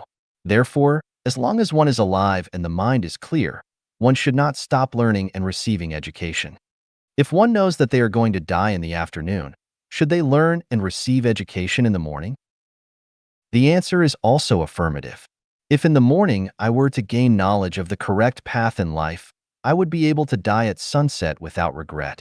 If the morning's learning and education can make the confusion of one's life suddenly clear, one will not be attached to the world and will leave the world peacefully. Leaving peacefully will open the door to a better future. Looking back on my life, if I am not creating, I am learning and receiving education. Creation brings me joy. Learning and receiving education make me understand the truth and also make me open-minded. Doing nothing and pure enjoyment actually leave me with regret and pain. Only creation, learning, and receiving education make my life full of joy and satisfaction. What should we learn? In adolescence, learn knowledge. In youth, learn skills. After middle age, learn philosophy. In old age, learn Tao. Why should we receive education? Because of ignorance, or we are not omniscient and omnipotent. From my cognition, Even the presidents of various countries in the world today, billionaires, scholars, and professors, none of them are perfect, and none of them understand life and life. As for the general public, there is even more lack of knowledge, and their non-material structure of life is too defective, which will not only lead to their own unhappy future, but also lead to disharmony and disasters in nature. I also found a problem, that is, 98% of people did not receive good education from their parents when they were young, and they can be said to be underdeveloped. The reason is that one is that parents neglect to educate and guide their children, and the other is that the parents' own outlook on life, values, outlook on life, and worldview have problems. Parents are like molds, and the products poured out of defective molds will be branded with the defects of the molds. If you didn't establish a correct outlook on life, values, outlook on life, and worldview when you were young, you will be affected by it for the rest of your life. Apart from the influence of innate factors, the education and guidance received when one was young is very important. Many people's willfulness, stubbornness, short-sightedness, narrow-mindedness, and selfishness are caused by the cultural environment when they were young, and that kind of character is difficult to correct for a lifetime. There is also a very serious problem, that is, almost all the knowledge taught in primary schools, middle schools, and universities around the world is how to survive, lacking the teaching of knowledge about being a person and the relationship between people and nature. Even if some countries' school education includes some knowledge about being a person and the relationship between people and nature, it is still not comprehensive, even one-sided. Who will implement education and guidance? Parents, kindergarten, primary, middle, and university school teachers are the most critical factors. Craftsmen and masters and virtuous people in all walks of life, saints among human beings should all participate in education and guidance. Undoubtedly, these people have their own subjectivity and one-sidedness, so they cannot make the educated person sublimate in all aspects of body, mind, and spirit. Therefore, the ultimate education and guidance still have to rely on the gospel in the New Testament of the Bible, the Diamond Sutra, and the Tao Te Ching. In short, life is not easy, and one should use a lifetime to learn and receive education. 如何让人生简单点、轻松点？ How to simplify and lighten life. Xiefeng. January 13th, 2024. Translation edited by Qin Yu. The following are merely my personal views, for reference only. Wearing a 3 yuan electronic watch versus a 30,000 yuan mechanical watch, which one simplifies and lightens life? Obviously, since the purpose of wearing a watch is to keep track of time, and since the time displayed by a 3 yuan electronic watch and a 30,000 yuan mechanical watch is the same, why spend 30,000 yuan to wear a mechanical watch? Carrying a 97 yuan bag or 970,000 yuan Hermes bag? If you want to carry a 970,000 yuan Hermes bag, can life be simple and relaxed? The most expensive necklace in the world costs 95 million yuan. If you want to wear it, will your life be simple and relaxed? Can't you live without wearing a necklace? Why wear a necklace? Isn't it beautiful without a necklace? The above 3 points tell us that once a person seeks vanity, life cannot be simple and relaxed. There is a director who, in order to maintain his position and for the sake of promotion, what will he do? Flattering and fawning over superiors is inevitable. Intrigue among peers is inevitable. Fooling subordinates is inevitable. Can his life be simple and relaxed? There is a rich man who has a family treasure, has millions of dollars in the bank, and also runs a factory with thousands of employees. Compared with an ordinary teacher or doctor, is his life simple and relaxed? Or is the life of a teacher or doctor simple and relaxed? There is a moral celebrity who is praised by society for his harmonious marriage and happy family. He is a good person, a moral role model, and a role model for people. Is his life simple and relaxed? In order to preserve his reputation, will he do? Will he pretend to be a gentleman? The above 3 points tell us that once you have something, whether it is status, wealth, or fame, life will inevitably not be simple and relaxed. A person was hired to work in a certain government unit, and a month later he was dismissed because he found loopholes in the management of the unit and suggested that the person in charge of the unit plug these loopholes. A person went to a factory to work. During the work, he always kindly pointed out the shortcomings and deficiencies of the workers around him, often warned them to be careful, and if anyone did not improve their words and deeds according to his suggestions, he would get angry at them. After a while, he couldn't get along because the people around him ignored him. He couldn't stand the loneliness and solitude, so he had to leave. There is a rural person who, due to his frugality and good housekeeping, lives a decent life. One year, he noticed that many families in the village had bought houses in the city, so he felt that he was falling behind, not keeping up with the times. So he smashed the pot and sold the iron to borrow money and also bought a house in the city. After buying the house, he found that he needed to decorate, pay property fees, and repay the loan plus interest. At this time, he realized that the stable days of the past had disappeared, and he needed to rack his brains to make money to maintain the basic life of the family, and life could no longer be simple and relaxed. The above 3 points tell us that once a person blindly worries, meddles in other people's business, and compares with others, life cannot be simple and relaxed. Well, just the above few points, we find that once a person loves vanity, has status, money, fame, worries about things that should not be worried about, manages things that should not be managed, often compares with others, then his life will definitely not be simple and relaxed. So, how can one have a simple and relaxed life? Give up vanity. Everything is based on practicality and usefulness. Live an ordinary day. Do not seek status, power, money, fame. Do not compare with others. Do everything within your ability. Don't worry about things that shouldn't be worried about. Don't manage things that shouldn't be managed. Don't think you're always right and argue with others. Do not participate in gambling, stock trading, financial management, and other speculative businesses. Everything has a price. Don't want to take any advantage. Don't try to fool anyone with your cleverness. Although simply following the above suggestions may not necessarily lead to a completely simple and relaxed life, at least it will bypass some dangerous beaches and traps and make one's life simpler, more relaxed, and more comfortable. 精神贵族才是人类的希望所在。Spiritual aristocrats are the hope of humanity. Xiefeng.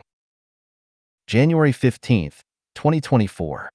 Translation edited by Qin Yu. Firstly, the aristocrats discussed in this article are not those defined in the traditional sense or in dictionaries who inherit titles, possess a large amount of wealth and power, and enjoy different rights from ordinary people under the law.